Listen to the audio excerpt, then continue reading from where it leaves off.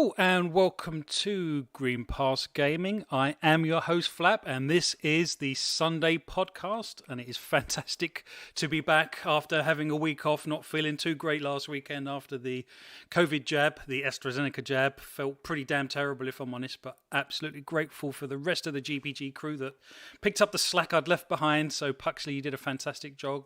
Luke, Scott, thank you very much guys. But before we do any of those great things, let's discuss the show that we have at hand in front of us today. And we've got an absolute belter of a show today. I'm so pleased that, sometimes when you have a week off and stuff, I think that's about the second week I've missed. When you come back, you're really fired up and we've got some great topics to get into tonight.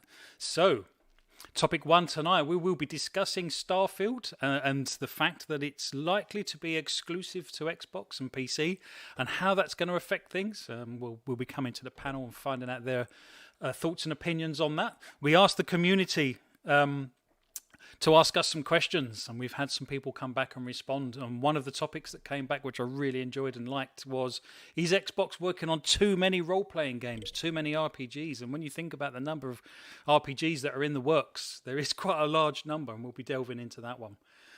Topic 3, another community question. What are our predictions for E3 this year? That's going to be quite fun to delve into that one. I think we're possibly a little early with our predictions for E3. I know most podcasts will probably cover this at some point in the coming weeks, but I think we might be one of the first off the bat to get some of our predictions in. And topic 4, Ubisoft, they've revealed that they're going to be making less AAA games per year and instead focusing on free-to-play games. And that's going to have lots of consequences and ramifications that we will be discussing tonight. But before we do any of that fantastic stuff, let me introduce the entire panel. By the way, I hope you like the new intro, the new graphics, the new logo. Really pleased how that all went. We really like it. Hope you guys too. But without further ado, let's get straight into the panel. And first up, my wingman, as ever, Puxley. Welcome to the show, my friend. How are you? Yes, good evening. Thank you very much. I'm doing very well, thanks. Interesting week in terms of gaming for me. Obviously, everyone that I know, some guys here on the panel and just general internet has been all playing Resident Evil Village. But then I took that as an opportunity to jump into Resident Evil 7 on Game Pass, and I've been having a whale of a time playing that. So that's basically my gaming week, actually. But I'm really enjoying the game. I'm really looking forward to then jumping straight onto 8 as soon as I can. 8 is a different game from 7, but you will enjoy it. It's a better game in my opinion. But no, that's cool. Well, talking on that, Luke Steele, I hear that you completed Resident Evil 8 this week, as I did. What were your impressions without giving away any spoilers? I loved it. Yeah, it was a great experience. It is different from 7 in some ways, but as you say, it's not different in a bad way. It's very enjoyable. It just feels like they've kind of got their groove with the series now. They know kind of what to do going forward, and I think that'll continue. And it sets up, not spoilery, but it's some interesting stuff for the future as well. So I'm really excited to see where it goes. It was just a great experience. I'm kind of in that depressive, post-game state now where there's a void, and it's Resident Evil Village shaped. Are you toying with the second playthrough? I am, yes, I am. Particularly because it's Resident Evil, right? So, there's always kind of new weapons you can unlock on your second playthrough and do things in a cool way. So yes, I think I will indulge with that. Absolutely fantastic. Well, welcome to the show. Thank you very much, Scott, the fourth corner of our GPG crew. Thank you for being here, my friend. How the devil are you this week? Very well, thank you very much, Flap. While everyone else has been delving into the worlds of Mass Effect and Resident Evil, I've been checking out one of, an indie darling from a good, 5 or 6 years ago now. Undertale has been what's keeping me busy. Noticed that was on Game Pass recently. Thought I'm going to check it out, and I had a lot of high praise. So I've not been checking out those games, but checking out some older things as of late, and really enjoying it. Actually, it's really caught me by surprise. So, but otherwise, really looking forward to tonight's show. Got a couple of great topics, and looking forward to getting into it. Excellent, yes, as am I. And last but by no means least, first on any podcast, but he is a member of the community that everyone will know, always in the chat. And we also owe him a very special thank you for tonight's giveaway, kindly donated by this chap. We will be giving away a free UK Watch Dogs Legion code to one lucky winner today, and we will just explain how you can win that a little bit later. But welcome to the show, my friend, Bald Man Gamer. How are you? Hello, Flap. Thank you for having me this evening. Very looking forward to the show. I'm doing very well. Like many others, giving Mass Effect a go. But before I played that, I actually went back and played Assassin's Creed Rogue because it was the only one that I have never played. Because I completely forgot when the PlayStation 4 and the Xbox One came out, that was for previous gen only. So it was on the Series X, going back playing that with Auto HDR was quite a treat. How are you finding the Auto HDR and stuff? Is that a huge win for you, do you think? Definitely. It makes a huge difference, and you toggle it on, toggle it off. Just I know you've got to restart the game to have a look to see what it's like, and it makes a huge difference. And everything that the Series X can do, it's just a absolute compliment to any game at all. Absolutely. And with the FPS, like you said, with the FPS boost as well, it's just a fantastic feature to have, and one that we would certainly not go back on.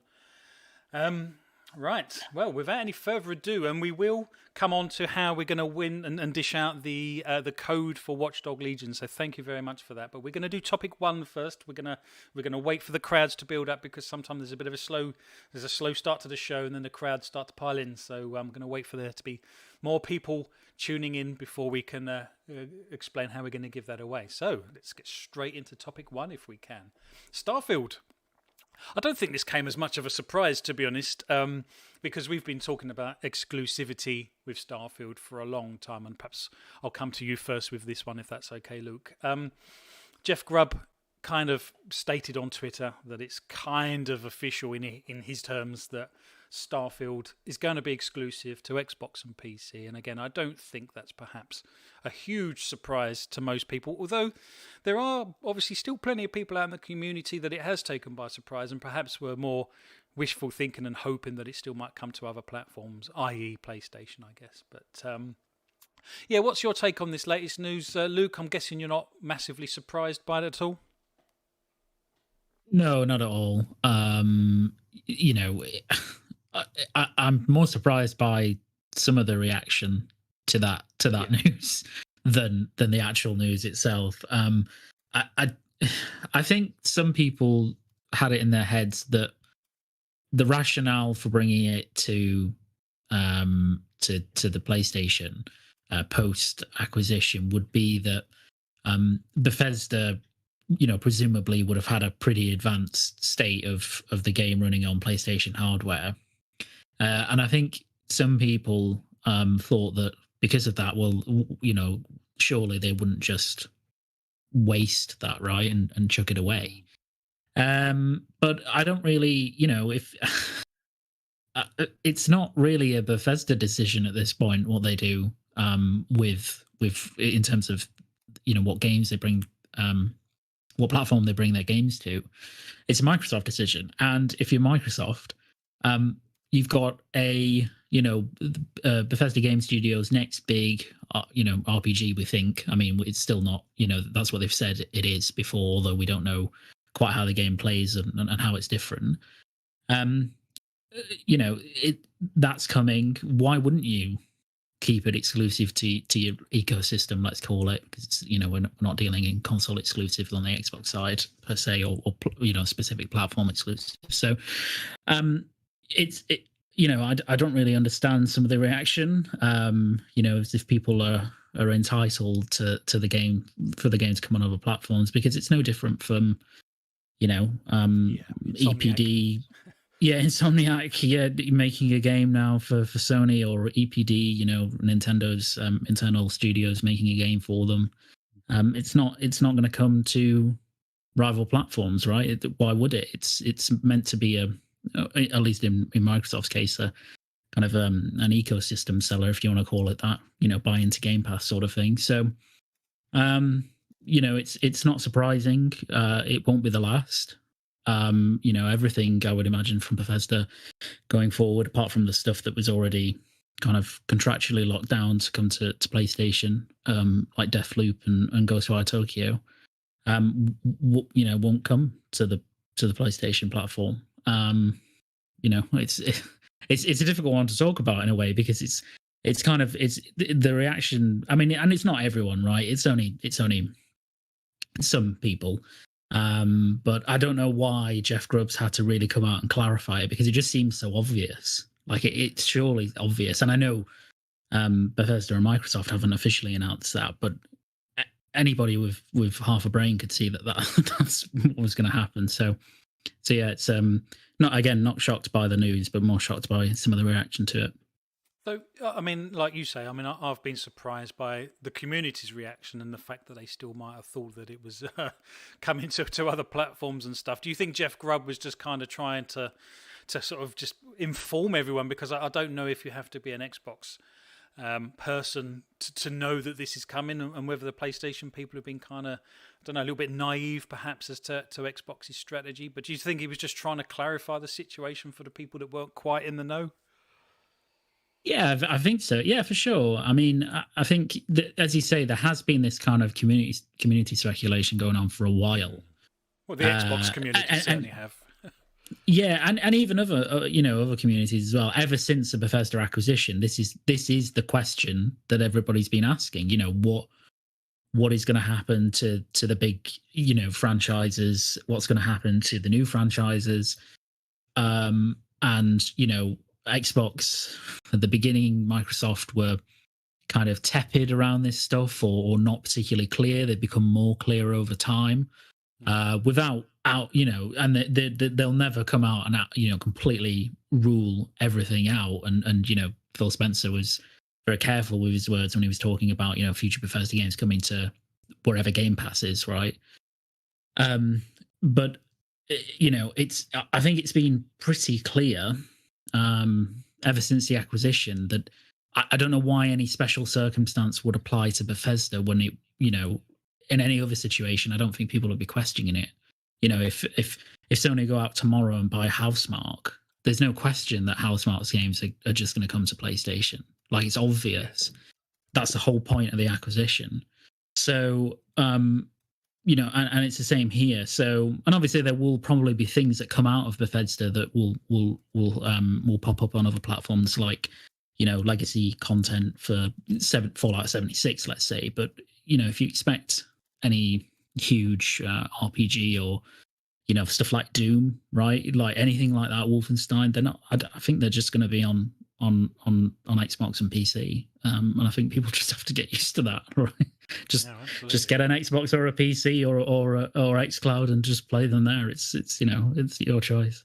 And that's the thing, he did say that the Xbox exclusives will be where Game Pass is, and if Game Pass isn't on your chosen platform, then you need to choose a platform where it is, I guess, to a certain degree, whether it be that mobile or whatever. But so let's just go to Scott with this one then. How big do you think Starfield actually is in terms of sort of hype and what people want? And chat, join in. I'll answer this question if you can, chat. How big do you think Starfield actually is in the gaming sphere? Is this a game that you're really stoked for, or are you just waiting to see? Is there a chance it could crash and burn, or do you think this is the new sort of Fallout stroke Skyrim kind of level or size game? Scott, what do you think kind of Starfield is in the gaming sphere? Is it a huge AAA game? You've got to imagine. Apologies. You've got to imagine. So it's really bizarre, in my opinion, because it's one of these games that's been talked about so much, and particularly over the past sort of 6 to 8 or 10 months or so. But no one knows anything about it beyond some leaks, and more leaks have been coming out recently, but they seem to be from like a 2018 build or something like that. No one seems to know anything really about this game. Obviously, because it's coming from Bethesda Game Studios, we're assuming it's essentially going to be like a sci-fi version of Elder Scrolls or something along those lines. I think you've got a game coming from the makers of Elder Scrolls and Fallout, and instantly you're going to get a fair bit of hype.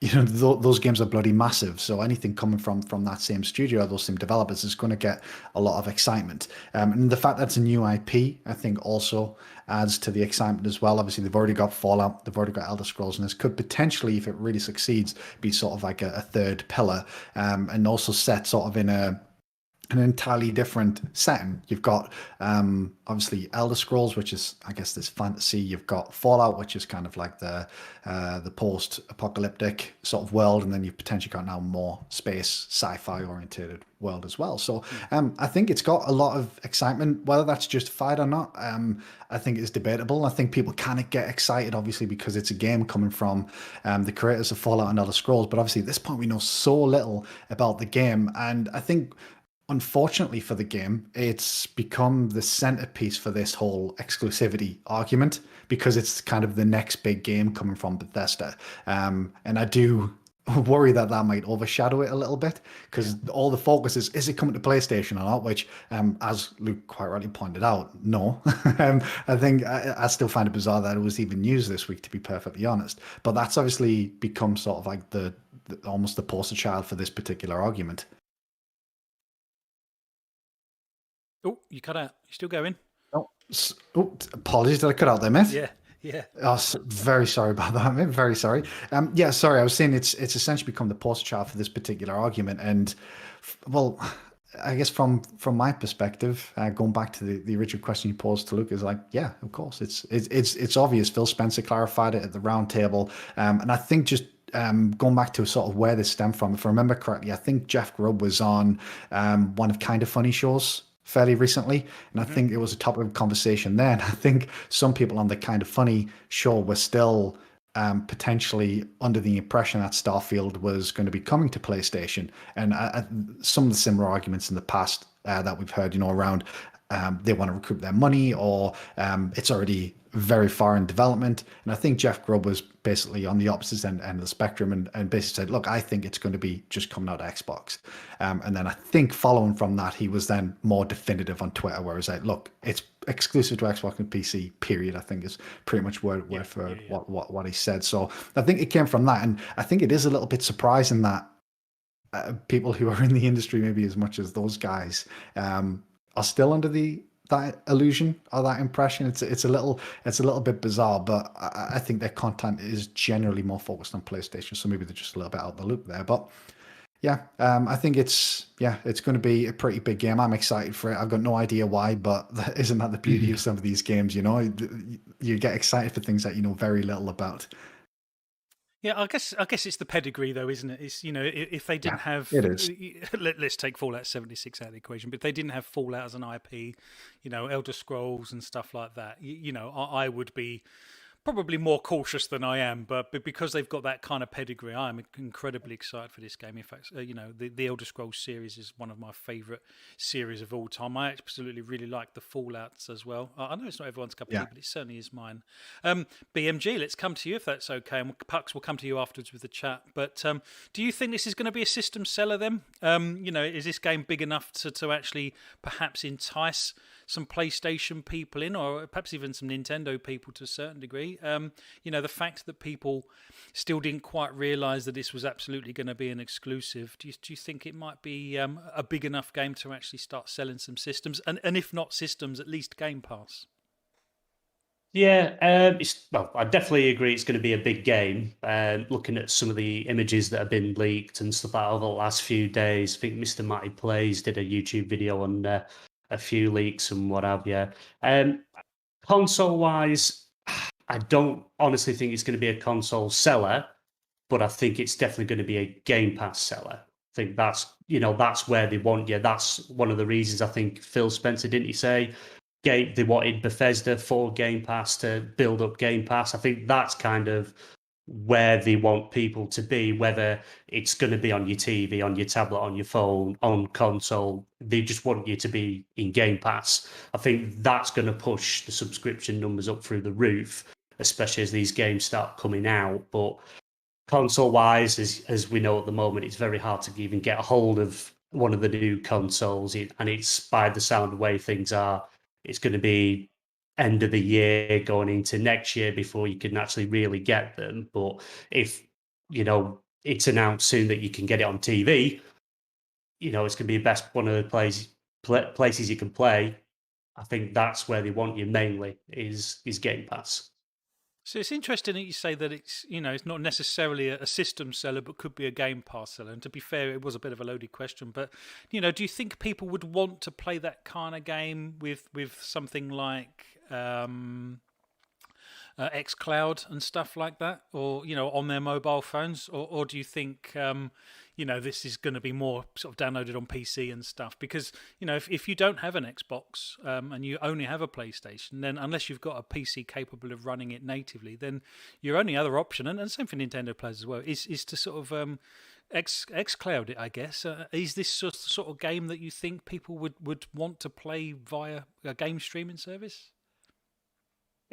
If obviously xCloud now it's still in its beta phase, if they can start getting it out of that and improving it, like I'm in the Northwest, so xCloud it's not so good up this way, unless you're on Wi-Fi. But I could happily, if say I'm sat downstairs, wife's watching TV, I've got my iPad, play it on my iPad, sit there and play it while she's watching whatever. Mobile, I think it's going to be less on mobile and less on the go, depending what the game actually is. Is it going to be like an MMO type game, or is it just a single player game?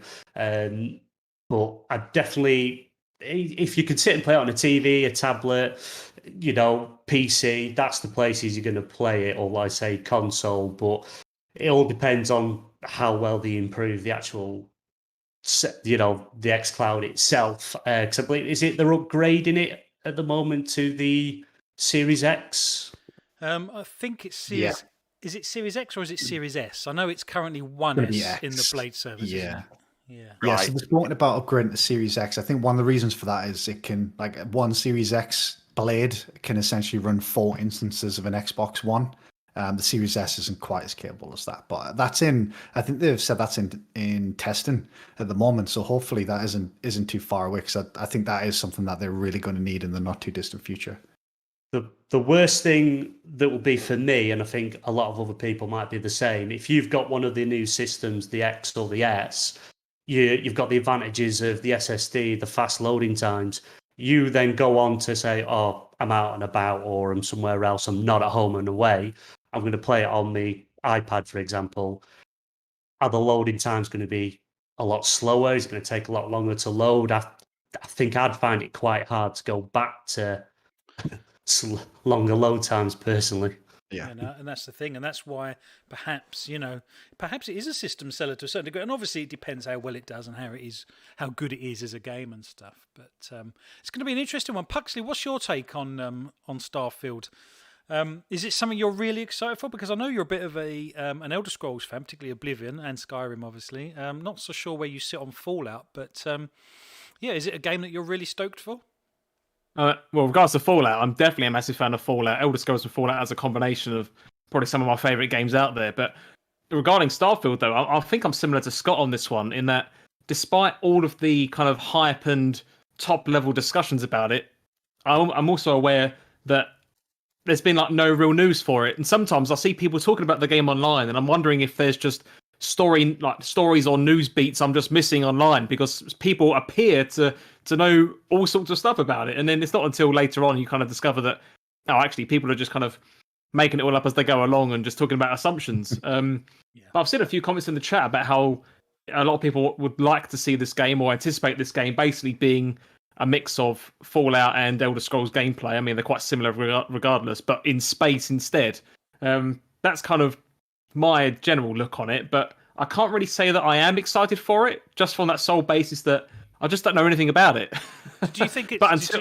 See, in my mind, I think it's going to have some sort of No Man's Sky kind of vibe, where it's kind of a huge game and you can travel to planets and all kinds of stuff, but have a stronger sort of story and RPG kind of element, perhaps.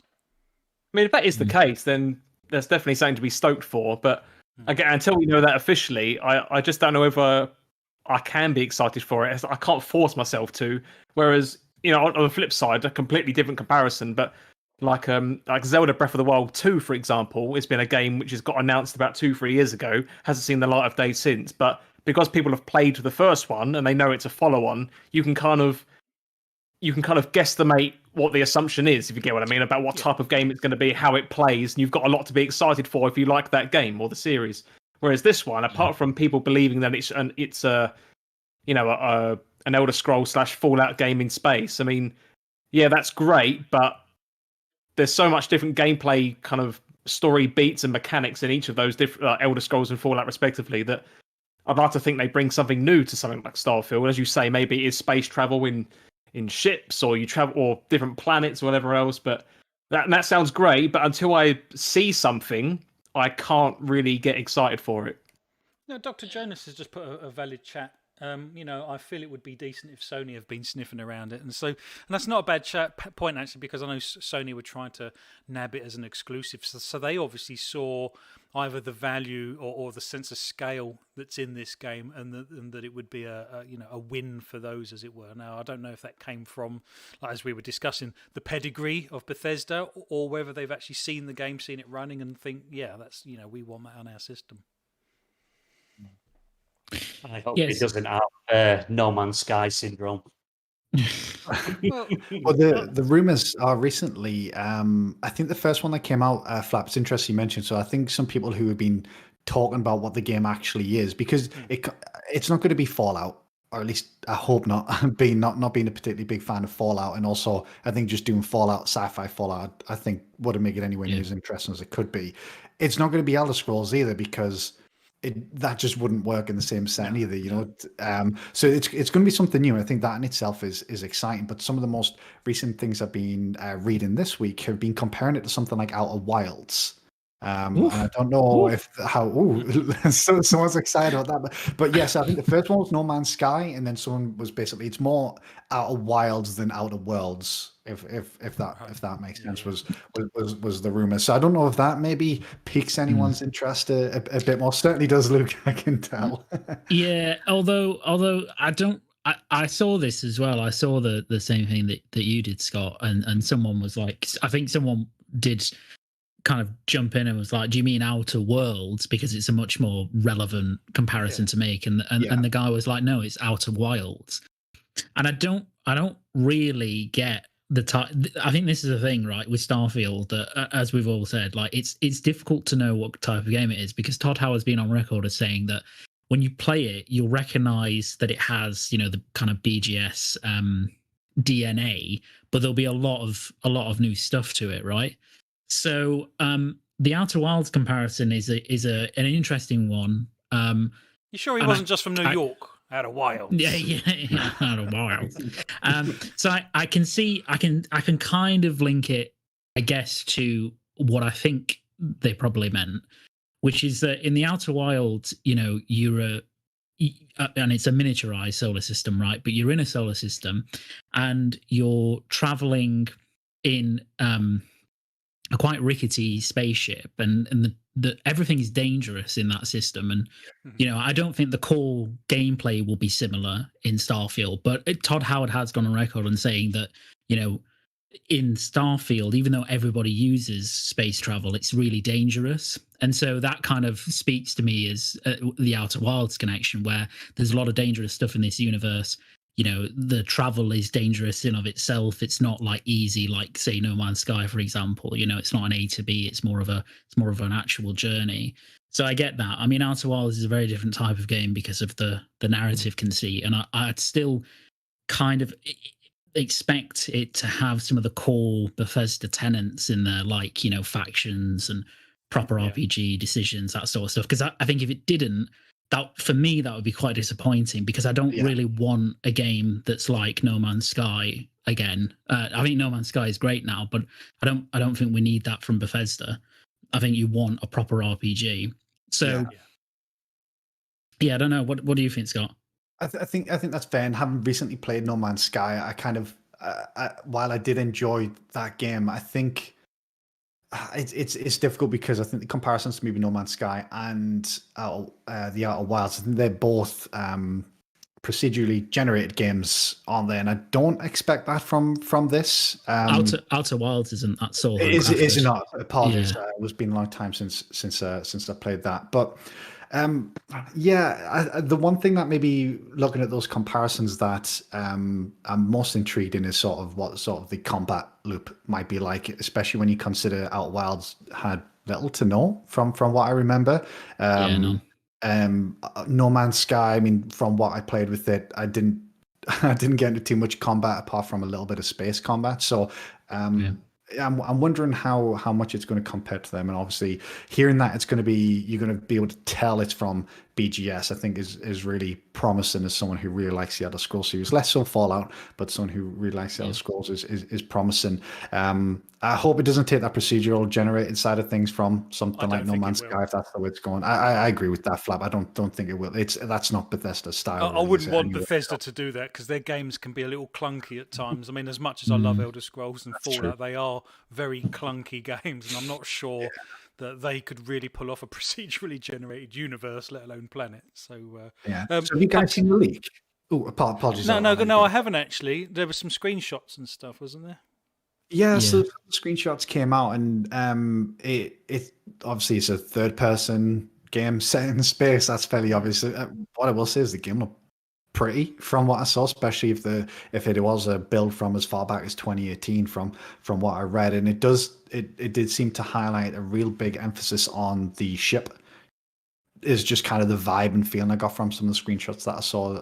So it'll be interesting to see how much of that has played a part of it, because obviously that's not really something that's part of the Elder Scrolls. I don't know if you guys can comment sort of whether there's sort of any of that sort of element in a Fallout game, but that sounds like something that'll be fairly new to them. To my knowledge, there's never been vehicles or anything like that. I mean, to be honest, being able to build houses and stuff in Fallout 4 was kind of new for the series. So to vehicles, not that I remember, unless anyone can correct me. But I'm hoping there's nothing like a building element, building your ships. I'm more of like a story-driven game. Don't mind it being an RPG, but just go in, do what you want, not have to build a ship, repair stuff, make settlements. That puts me off the type of game. No, absolutely. Pucks, this comes to you, my friend. I'm conscious that we've got a crap ton of chat going on. Chat, thank you very much. It's so great to see so many, I was going to say familiar faces, but familiar avatars, shall we call them, and names in the chat. It's always fantastic. Always a pleasure to have you guys all in the chat. Thank you for being here. Pucks, what's been going on in the chat? Yep, I'll roll through it. So first top two I've got are about the exclusivity. Sorry, that's what I'm trying to say.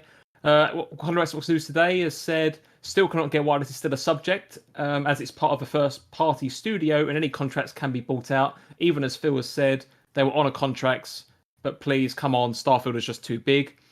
Matt Dye has also added to that. That is not how dev works. It's for the most part built on PCs, tested on the dev kits, but platform-specific optimizations don't happen until the later stages. These fans have zero clue. And then the rest of this is regarding what do we reckon about Starfield. So They Call Me Rick has said it's going to be massive.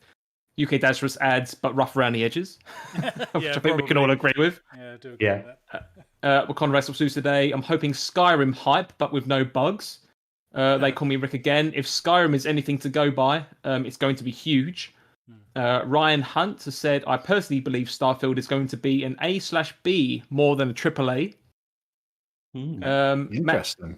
Matt Dart again. I'm hoping for an Elder Scrolls in space more than a Fallout, as we already had that the Outer Worlds recently. Black Eyed Dog. Sony tried to make it a PlayStation exclusive, so they must have seen the demo and were impressed. So I'm excited for it. Dr. Jonas 28 regarding converting Nintendo and PlayStation players says, I reckon Nintendo players might, but Sony players probably not. Tukungula said, truth be told, we haven't been told much about Starfield. The little we do know about it, however, is promising. It definitely will be console and Game Pass sellers. Tukungula again has said, excited for the exploration and spaceship customization aspect of it. If that is a case, I mean, do we know that's a fact? No. But if it is in there, that would be cool. And finally, Black Eyed Dog again has said that they hope it's a survival RPG. Oh no, Hmm. definitely not. No, I'd be out on that one. Yeah, I'm not big on survival games unless it's mild survival. If you see what I mean. If it's got elements like Days Gone has some survival elements, but they're not really a factor. But they're things to pay attention to. It's like that, very light implementation, sure. But if it was Rust, then then I'll put my hands Exactly. up. I'm completely out of that. I don't think it would be, would it? I don't think it would be. No. I think that would be a massive misstep if they were to do that. I can see them having some elements, though. Yeah, like I say, I don't mind if it's mild kind of survival side of things, but not full on. If you don't do this, you're not going to get any further kind of survival elements. I'm not a big fan of the survival games I'm not a fan of the survival genre. That's more of the hardcore ones where if you don't eat every X amount of real time minutes, then you're going to starve and die. It's just, oh, come on, really?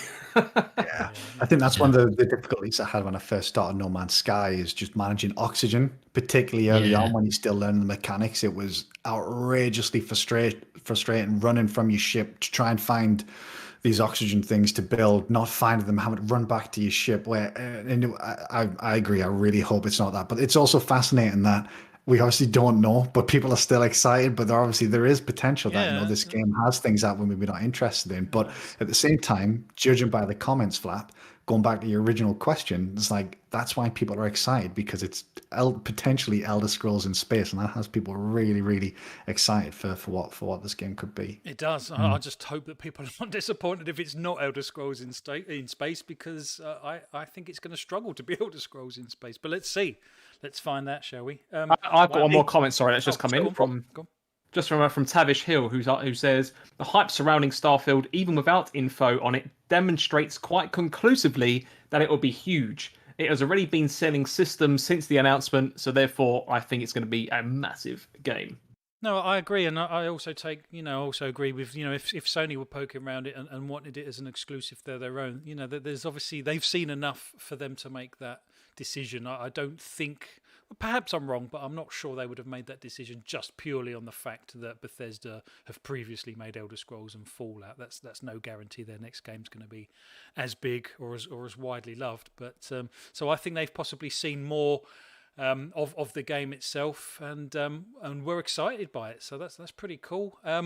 Wow, what a topic! What an opener! That's fantastic. Well, as I said at the top of the show, we've got 30 people watching. Thank you ever so much, everyone being here. We do have a giveaway courtesy of our very special guest on the show today. This is a code for Watchdog Legions. It's a UK code, so if you're in the UK, please feel free to enter. The only thing you have to do is in the live chat, just type in pick me, and we will pick a winner at random. Puxley has a website that will pick names at random. I can't remember what it's called, Pux. What's it called? It's called wheelofnames.com. There we go. So I'm gonna spin a colourful wheel and it will pick a winner. Unfortunately, it would be great if we could do that live, but we just didn't have enough time to get it in the show. But perhaps next time we'll do something like that. But guys, if you're in the UK and you would like to play Watchdog Legions, we will send out a free code. All you have to do is in the live chat type pick me, and we will send out a code to the lucky winner. So that's fantastic. Thank you. Excellent. Wow. And you know what? I'm going to come to you straight away, Baldman Gamer, on this next one. This is topic 2. And we posed on Twitter questions to be asked during the show. At the beginning of the week, it seemed like a little bit of a slow news week, but it kind of picked up towards the end. But it's always great to have the community ask us questions that we can discuss. And it happened kind of spontaneously a couple of shows ago, and it was a fantastic it turned into a topic in itself. So we posed the question, and Baldman Gamer, you was the one that came back, and you actually posed this question to us. Now, it's an interesting question, and I'm intrigued to know why you asked it, but you kind of asked the question, is Xbox working on too many role-playing games, too many RPGs? And obviously, given the fact that Starfield is an RPG, it looks like the new IO Interactive Xbox exclusive is a fantasy RPG with Fable, Elder Scrolls 6, Avowed, etc. Do you think Xbox are working on too many RPGs? In my opinion, yes, because obviously we've just bought. Well, we haven't bought. Xbox have bought Bethesda, which obviously Starfield, Elder Scrolls, possibly the next Fallout they're working on. Playground Games with Fable, Obsidian, Avowed, and I think they've got a couple of other projects in the works. In Exile, I think are they working on a RPG? I'm not 100% sure on that. And then you've Yeah. got Compulsion's games, their unannounced game. So you've got that many games that are in the works, and obviously, as we stand right now, there's not a lot out, but we're going to hit a point where these games are done, these games are ready, and it's going to be one after the other. But as well as Xbox, you've got your third party, your second party. They're also doing RPGs. You know, Ubisoft are famous for them. And then you start looking at it, is there too many? You know, you get your teeth into an RPG, and then there's a new game coming out next week, and you're like, do I put that on hold to jump onto that? Because the month after there's another RPG out. So, in my opinion, I think they're working on too many. It just depends how they're going to start releasing them. I think that's the way I look at it. Is it going to be one after the other? Is it going to be, you know, 2 a year that you can manage? And how do you manage all the others that are coming out from other companies as well? Yeah, I'll take your point. You know, there is a huge swathe of RPGs coming out, and they're in the West. I mean, you obviously get Western RPGs, JRPGs, and stuff. And I personally am a huge fan of RPGs, and I do love them. And we are going to come on to the topic of Ubisoft a little bit later, because they are perhaps some of the culprits of third-party RPGs that come out, and perhaps particularly the size of those games that come out. But it's interesting that you asked the question, and Scott, I think you got a little vocal in the chat earlier around RPGs. What's your take on those? Is this a genre that you absolutely love? Do you think Xbox are perhaps working on too many RPGs? Will it be known as the RPG box? There's a good chance that they're known as the RPG box, but they're also known as the FPS box or the racing box or the Gears box. You know, they've been known for a lot of different things, and I think what Microsoft essentially just want is a nice variety of games. And I do get BMG's point when he's talking about these different games, you know, Fable, Avowed, Elder Scrolls. But I think when I look at those games, while yes, they're RPGs, what game isn't an RPG these days? Pretty much every game that comes out has RPG elements. And while something like Fable and Elder Scrolls could both be described as RPGs, or Fable, let's say Starfield, assuming that is a full blown RPG, in my opinion, they're still on different ends of the spectrum. So I don't really look at them as the same game. You know, something like Avowed and Elder Scrolls, they can be directly compared because they're first person sort of fantasy based RPGs. So, there's only two of those. If you look at something like what In Exile have done with Wasteland, that's an RPG, but in my opinion, it's completely different to some of the others.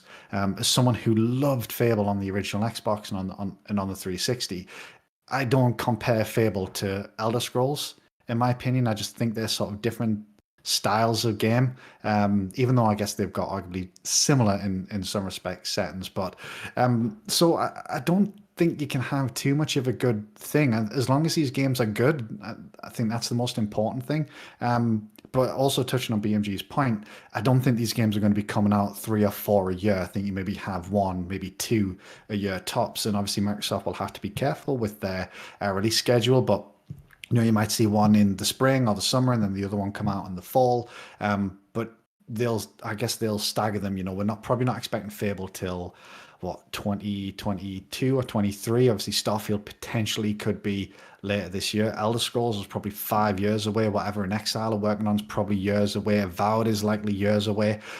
So although there's a lot of RPGs, I think the reason that we're talking about it now is because they've just announced a lot of things ahead of schedule. They got out and sort of almost announced their lineup quite far in advance. You know, we know about things that are likely not coming until 2022, 23, maybe even 2024 in some cases.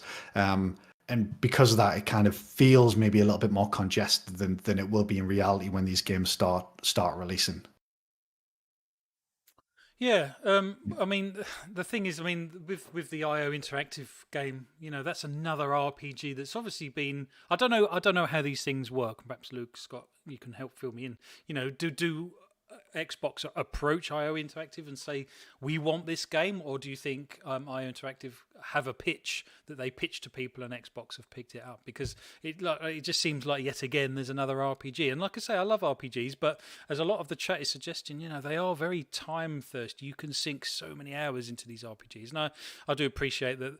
There is a difference between Fable and Assassin's Creed, for instance, that kind of thing. Yeah. One is a completely free and open world, whereas to date Fable hasn't quite been like that. It's a little more linear, I guess, although there is RPG elements to it. How does it work, do you think, with things like these second party, shall we call it, RPGs that are being made for Xbox? Is it Xbox that are asking for these, or is it these companies pitching it to Xbox, do you think? Scott? Yeah, I mean it's difficult to say. I mean, a lot of the games that we're talking about here are obviously first party. Well, now at least they are. Obviously, the IO Interactive one, again, that's another one that's likely 2023 or beyond at this point. Now, with no insider knowledge whatsoever, let me be clear on that. I assume that this is a game that IO want to make. I don't think that necessarily Microsoft had gone to IO and said, right, we want you to make a fantasy RPG. I think IO have decided that they wanted to make that style of game something different, and then they've gone out and maybe pitched that because as an independent developer, IO need a publisher to fund that game, and they've gone out and pitched that, and Microsoft has said, hey, we like the look of that, sign us up. And I imagine that's the case for a lot of these games, but I imagine that's also the case for a lot of these internal games, and Microsoft do seem to have had quite a hands-off approach with these internal developers. I don't think Microsoft would be thinking internally, oh, we're having too many RPGs here, let's go and tell in Excel that their next game needs to be a 3D platformer, or something like that. I think they're just letting the developers develop the games that they want. Look, I don't know if you've maybe got any sort of a slightly different opinion to that, or any thoughts? Yeah, I think the IO game, as you say, was probably IO's pitch. By the sounds of it, that will be probably a little more distinct anyway from some others, because I think if you look at nearly all of the job listings for that game, they are hiring for multiplayer positions essentially. So it's a AAA multiplayer game. So I think I can't remember who it was. It might have been Jez or someone else. So someone fairly reliable. Kind of pitched it as more of a multiplayer focused fantasy medieval RPG, and kind of with these kind of Destiny-ish vibes. And I think someone referenced Diablo, weirdly enough, as well. So, but I think the point was it will be a bit of a Destiny type experience, but in a fantasy medieval world, which to me sounds pretty good, actually. And I'm not a huge multiplayer fan, but that sounds actually quite good. The interesting one was Playground, because Playground's original pitch was not Fable. They wanted to make a new IP. By all accounts, it was actually more of an action adventure game, what they'd pitched, that kind of then morphed into Fable, right? I don't know where that came from, whether that was Microsoft's suggestion, probably in part, I would assume. But I mean, at that point, obviously, this is a while ago. So, Microsoft didn't really have any RPGs at that point. So, it made sense that you'd bring back a big franchise like Fable and have a studio as talented as Playground work on it. So, I think kind of on the point as a whole, I don't think there's too many RPGs coming from Microsoft, because I think they've got so many studios. Invariably, you're going to have lots of variation in the games that they create, and as Scott said, and this is a really important point, it's just because you have a lot of RPGs doesn't mean that they're all the same, because they're not. They're very different games, right? So maybe something like Avowed as compared to Elder Scrolls 6 will be somewhat similar, like will be in the same realm. But something like Starfield, compared to maybe in Exile's next game, which is supposed to be a first person kind of action heavy RPG from the listings, it's going to be completely different. And it's an argument that you see a lot, from some people where they go, oh, well, Sony just make third person action adventure games. And it's like, yeah, but have you actually played these games? Because Days Gone does not play like Ghost of Tsushima. It's like a totally different game. Or The Last of Us does not play like Spider-Man. They're totally different games. The only thing they have in common is that they're action adventure games and they use a third person perspective. And the same argument, the same principle applies here, right? That these games will be very distinct. I hope none of them are like Assassin's Creed, because I can't finish Assassin's Creed anymore. It's too long. It's too drawn out. They need to be shorter if you want them to be, which I'm sure they will be. But I'm sure they'll offer a lot of content as well. So so no, I don't think they have too many RPGs. Because they'll be distinct games, and really, if you look at the slate of them, I think I'm looking forward to all of them. So. Yeah, you know what? So am I. That's a fantastic point, actually, because I love RPGs, and it was a question that was posed by Moorman Gaming. To be honest, it's a great question because, like you say, there are so many that are coming out there. But I guess the conclusion is that like you say, they're all different. They might kind of fall under the RPG banner, I guess, but they are all very different. Pux, I know you're an RPG type person, but another question that was raised is, are Xbox creating enough, games for everyone, E-rated games, kids kind of games that, although we call them kids games, I think most of us enjoyed Viva Pinata and things like that. Do you think Microsoft should be focusing a little bit more on those and perhaps not so much on the RPGs? I'm guessing perhaps certain kids games might not sell quite as well. What do you think? Instinctively, I'm kind of leaning towards maybe not so much. And I think a good example of that is games like Fortnite, where I think for quite a long time, for a long period a couple of years ago, there was the question, I think, up in the air as to, how well can kids pick up kind of modern current games, so to speak. When you take a game like Fortnite, as I just mentioned, that you could argue that the building/shooting mechanics for a young gamer could be quite complicated to get your head around, so to speak. Especially if you're not used to that kind of game. But again, that kind of game is absolutely off the charts, especially with younger gamers, and they all love it. And a load of them are, not only just really good at the game, you've also got some pro players, and that are barely 13 years old. So I think having games targeting younger audiences, by all means, there could be more. But then I'd argue I don't think there's much worth in putting the time in to do so, at least from not like a major AAA studio, I would argue. I mean, there are plenty of smaller studios which I think could be almost offloaded to make a game like that. Rare are pretty good at that sort of thing. They are, but then again, their focus seems to have shifted on, since Sea of Thieves at least, it seems to have shifted onto these bigger scoped games as well. I mean, yes, they have the Banjo-Kazooie name, which I would love to see a return to form with, but then that's a platforming genre which was, again, big in the late 90s, very early 2000s. The PlayStation 1 and the N64, for example, were littered with platformers. They were the platforming boxes, so to speak, of the day. I just don't know, though, if outside of the Nintendo consoles, I think almost the image of both Xbox and PlayStation is seen as a more mature person's box now, or like gaming platform, if you get what I mean.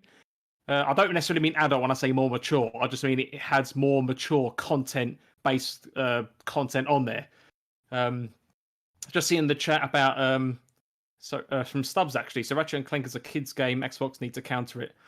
That's a good point, actually. But then I wouldn't call Ratchet and Clank a kids game exclusively, though. I mean, it's a tough one, isn't it? Because I'm really looking forward to Ratchet and Clank, and like you say, I guess it depends on the primary target audience. I don't know. It's a good point. Because I think what is a kids game? I mean, is a kids game just solely down to the color palette, for example?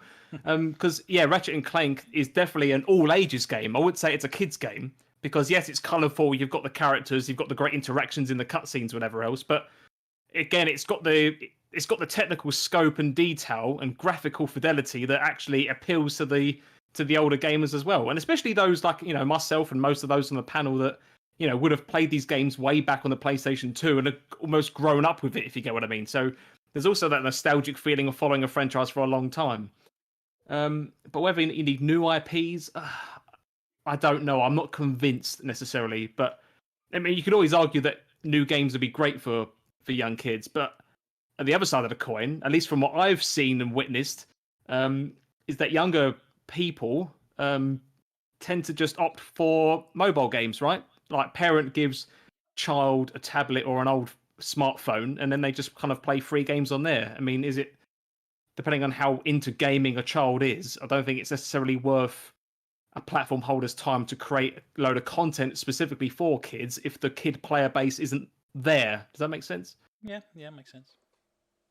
I've always seen Xbox as a more family-friendly console. As a parent myself with kids, I've always seen Xbox seems to be the one to go for. What, over Sony? You mean over the PlayStation? Yeah, over PlayStation, I do find it's more family-friendly. And if you actually look in the Game Pass app, there's actually a family-friendly tab, and there's like 20, 30 games for I know they're not Xbox-made games, but I don't think they need to make them if third-party companies are making them and putting them on Game Pass or selling them on the console. It's like, why does Xbox need to do it when they can use their resources for the bigger games and elsewhere, and just let the third parties do them and put them on their service? Yeah, that's a fair point, because like you say, they can rope in a lot of the E-rated games perhaps and get them on Game Pass. I've just seen a comment in the chat as well, actually, from Animated Evil, who's just said, "My kids play Road Company with me. Does that count?" I mean, but that's kind of my point, though, right? In that younger kid, I mean, way back when gaming was arguably still new and developers were still just, playing around with creating new genres and stuff, and control schemes weren't necessarily set in stone at this point, until we've got things like COD controls, right?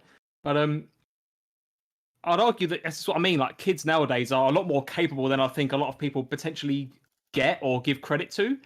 So, are kids going to be wanting to play these games just because it's a kids game? When you could also argue that when it comes to kids shows, for example, I mean, kids grow out of shows very quickly, and I think the similar thing would be with a game. If you target a specific and a very constricted age range, I'd argue that, again, that may not be worth a developer's time, because the games kind of come and go pretty quickly. So it's not like the same shows, is it, where a kid can watch a show for years, but then a number of years later those shows are still going on because they're still massive. But again, games come and go very quickly and very rapidly, unless it's very popular, or it's a live service game that's very popular. But yeah, I just don't know if there's much remit for it, personally. No, that I comment agree. there, sorry, I think a good basis for it. Yeah, well, lots of kids play Fortnite, and they're to be fair, they're shit hot at it. Much better at Fortnite than I am. Getting that whole shooting and building mechanic at the same time. I think that takes a very keen mind to be able to be good at that. To be honest, it's certainly not my bag. It's an interesting point, and like you say, what is the definition of a kids game? Like you say, just because it's rated E for everyone doesn't really. I think in my psyche that means it's a kids game, but actually it's not. It just means it's rated for everyone, I guess, to a certain degree. But interesting. Are we caught up with the chat, Pucks? I've got a few little comments, actually. I've got one here from Matt Dyer, who says, so this is regarding RPGs, general, as you mentioned before, but about the RPG box. Matt Dyer said, "I'm now 110 plus hours into Dragon Quest Builders 2 and will be starting Final Fantasy X soon. Dragon Wolf. I don't have time to put hundreds of hours into one game, but it's great for those that like an RPG. What kind of Xbox News Today said earlier, when Halo was in the height on the 360, when Halo was in its height, the 360 was an FPS box. Stubbs Gaming's also said, it's true, Wakanda, but now people are moaning that too many RPG games, there's really no need for it. And that's what I've got so far. I think I don't think anyone's moaning about it. I think it was just a question that was posed, to be honest. And like you say, with I think, like you say, the genre that you would associate PlayStation with is, third person, action adventures. And like you say, back in the 360 days, it was kind of known as the first person shooter box. And to be honest, that's not necessarily a bad thing. And like Luke says, each one of these games, God of War is very different from Uncharted, is different from, Last of Us and things like that. So, Just have one more comment come in, sorry. Go on. from They Call Me Rick, who said, I honestly hope they don't make any future Assassin's Creed games shorter. I hate how short Cyberpunk is and can't wait to delve back into The Witcher 3 when it gets upgraded. Well, It's, well, I was going to say gonna let's save that for topic 4 because we're coming on to that one. That's going to be an interesting topic, I think. me and Rick have spoken about that once or twice on Twitter, and we're basically on opposite ends of the spectrum. Where I want more shorter games, and he wants them just to be longer and longer and longer. That's interesting. Even when it comes to these RPGs, I would like them to be sort of maybe 20 to 30 hours tops, not these sort of 60, 70 plus hours games. Because I think there's a element of truth. If each one of these RPGs that they release is a 100+ hour game, then yeah, who the bloody hell has time to play all of those? Even if it is just one or two a year, that's still a significant investment of time. So I do hope some of them are a little bit on the shorter side. But yeah, me and Rick are basically on opposite ends of the spectrum when it comes to that. I was going to say, I think Ubisoft are prime candidates to that. But like I say, let's come to that in topic 4 if we can. Guys, we've still got our competition running. If you're living in the UK and you'd like to play Watchdog Legions, we have a code to give away, kindly donated by Baldman Gamer, who is our special guest on today's show.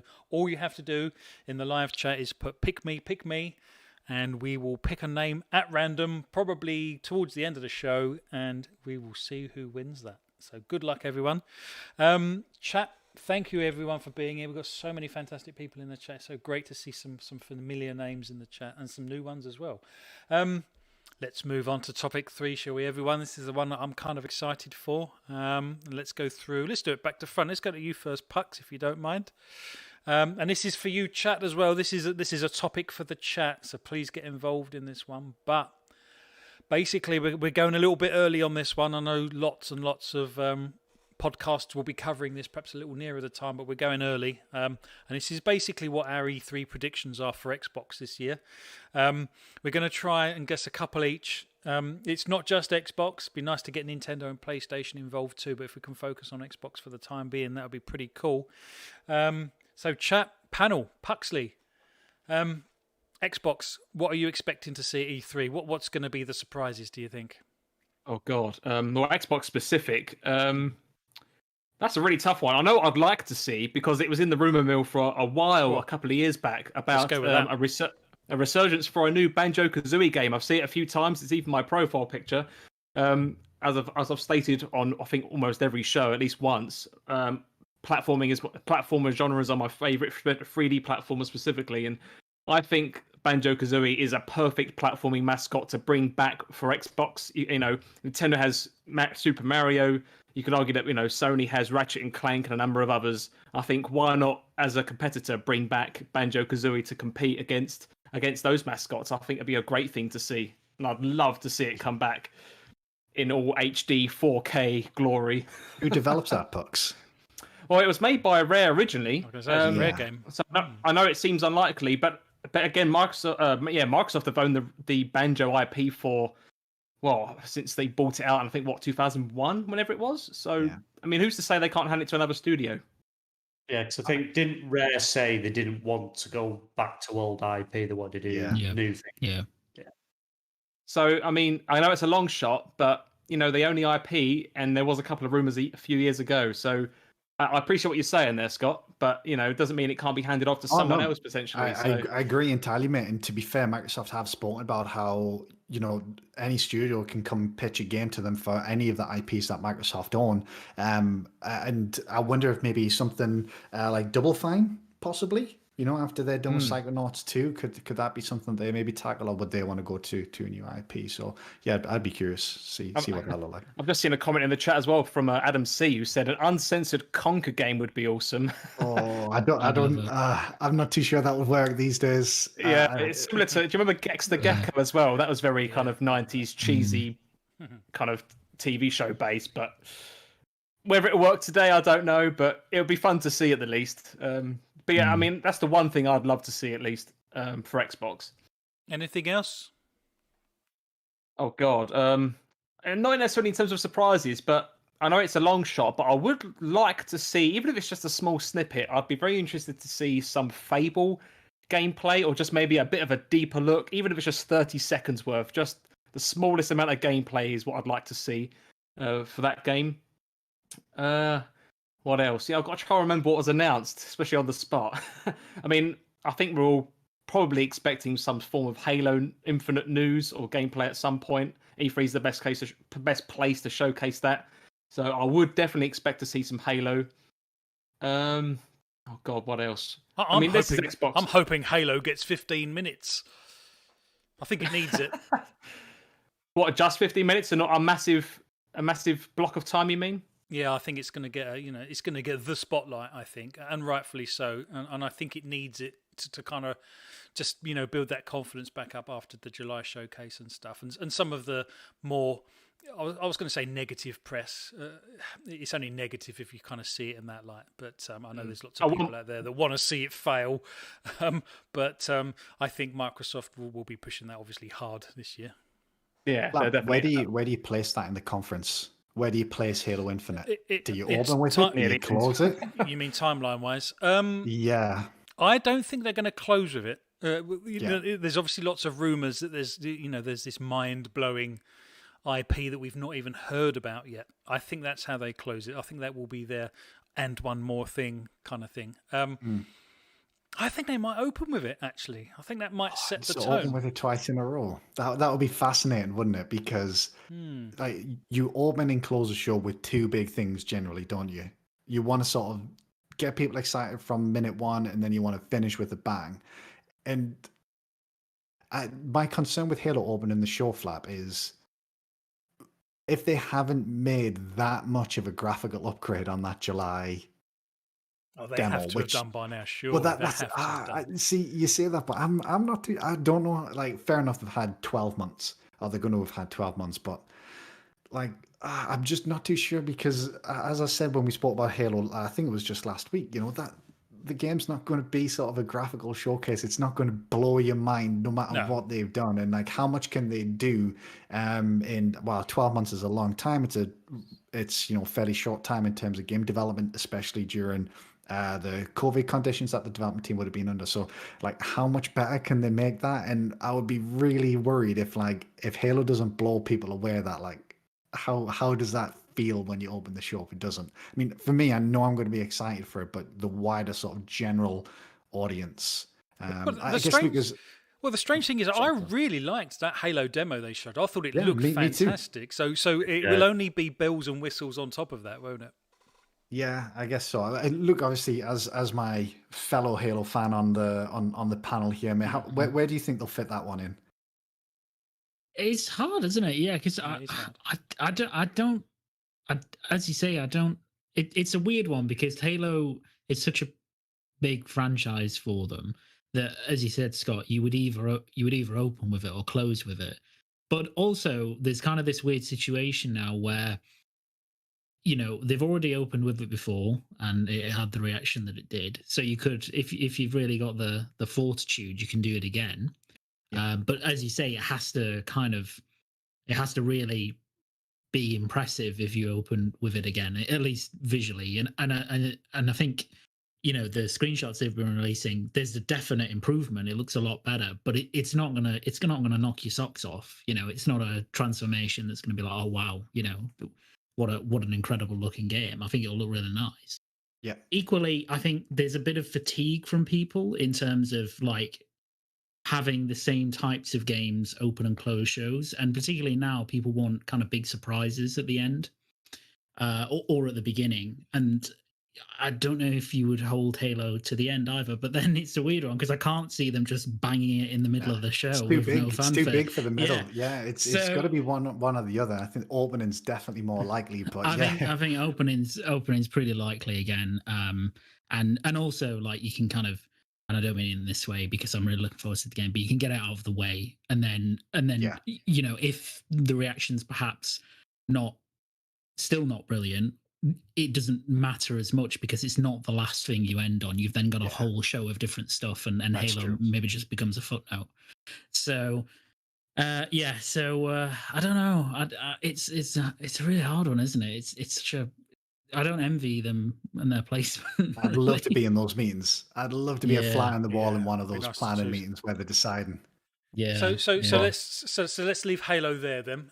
What else do we think we've got coming to the show? What surprises do you think we got? I'll go. I think we've got some hardware to be announced. I don't think it's all just going to be software. I know they've only just launched the console. I don't think we've got a new console or anything like that. I've said a few times. I think a Series 3 Elite controller, possibly this TV stick, or perhaps an announcement with a partnership with someone like Samsung or LG to get Game Pass as a native app on some of their TVs. I think something like that might happen, just to help push the Game Pass narrative a little bit further, perhaps, rather than let that stagnate, or at least tease it. I don't think we might see an end product, perhaps, but at least allude to it. But Boardman Gamer, we'll come back to you, Luke and Scott, and Ampax. I know we're not done, but Boardman Gamer, is there anything particular that you think is going to be shown?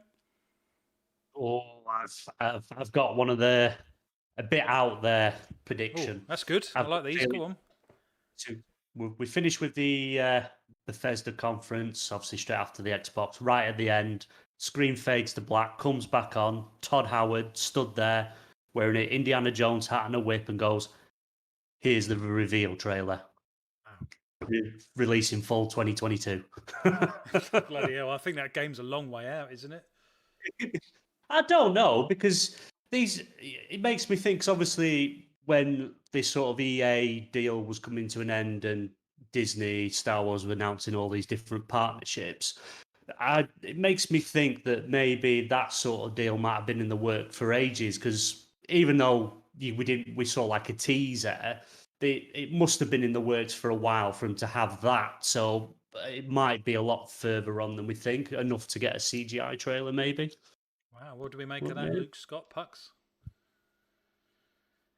It's I think BMG touches on a really interesting I guess question, is how are they going to format it?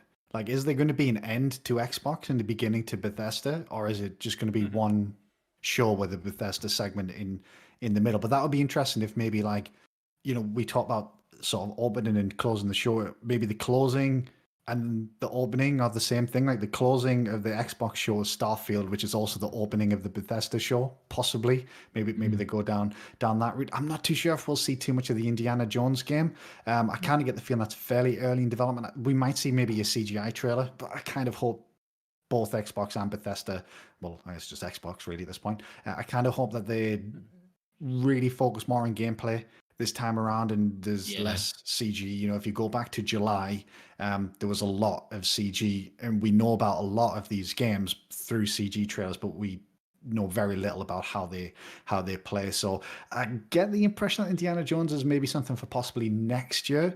And to be fair, BMG, if it's going to be out in fall of 2022, Bethesda do seem to like this sort of E3 whatever year, with the game coming out 6 months later, the fall of the same year. So it could make sense that maybe they hold that for next E3 if it was to come out fall. And Bethesda seem to be keen on this sort of shorter reveal to release window. I guess Elder Scrolls Starfield are slightly different, but typically they fully show off the game at E3 and then it's out later that year.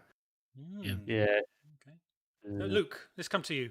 Any predictions? Any crazy predictions? What we got going on? I don't really have any crazy ones. I think it's a little bit hard to judge Microsoft sometimes in terms of what they're going to do.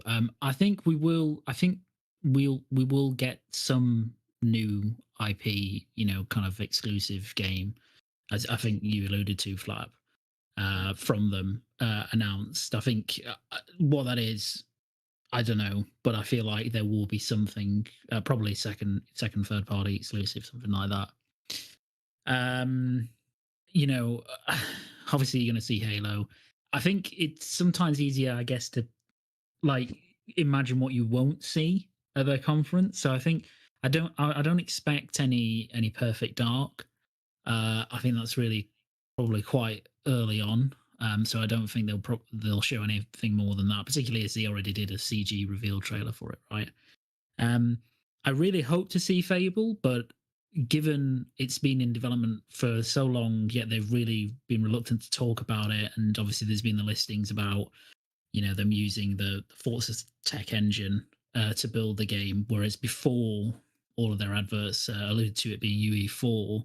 I feel like there's been some sort of not reboot of the game by any means, but there's a reworking of it from that perspective, and I think that's what's probably delaying it from being shown off. I'd really love to see it. I'd love to see something, and I really hope that there is. I'm just not going to expect it because otherwise I'll be disappointed. It would be nice to see Hellblade 2. I think that's guaranteed. I think that is absolutely guaranteed. We will see Hellblade 2. Hopefully, some in-game footage as well. I think that's guaranteed. Isn't it? Surely? Hopefully it's not Finland or Norway this time. Just a setting reveal like it was in July. Some video blog. Here's a rock from the game from Iceland. They need to, and as Scott said, right, they need to make sure they focus on gameplay with this conference, because in today's at this, unless if it's an announce for a game, I've got no issue with a CG trailer, right? Because sometimes that's all they have.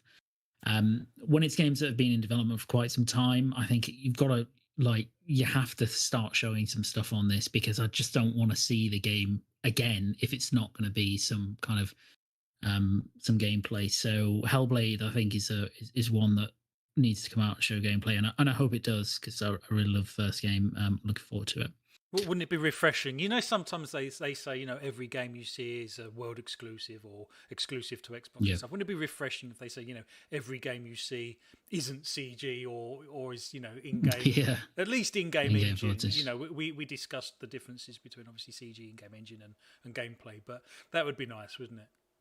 Yeah, I think didn't Sony do that for one of these showcases that they had? They said something like every game from here forward is running on PlayStation 5 hardware or something of that effect. So it's something after like the that. open with GTA 5. Yes, I think that's right. Yes, they did the same. They did the same for their showcase where they had Final Fantasy 16 to open as well.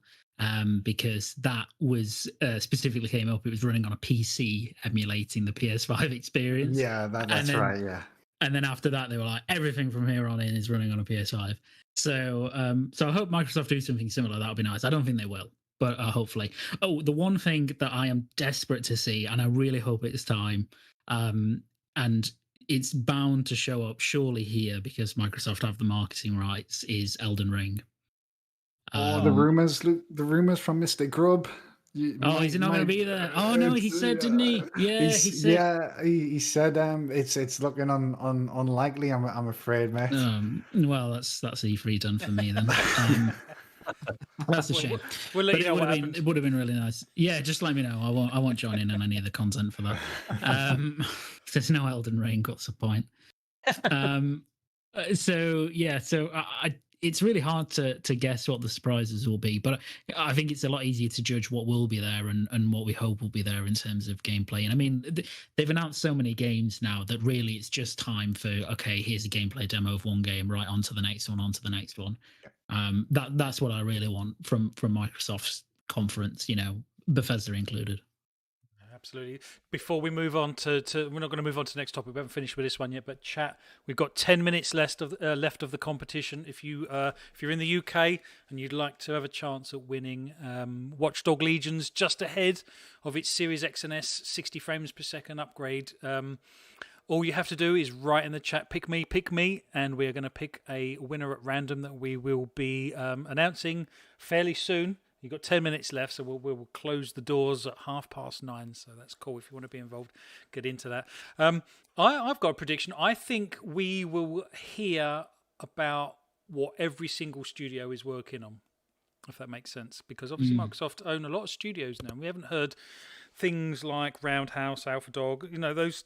I think we're going to hear and possibly see everything that's being worked on at the moment.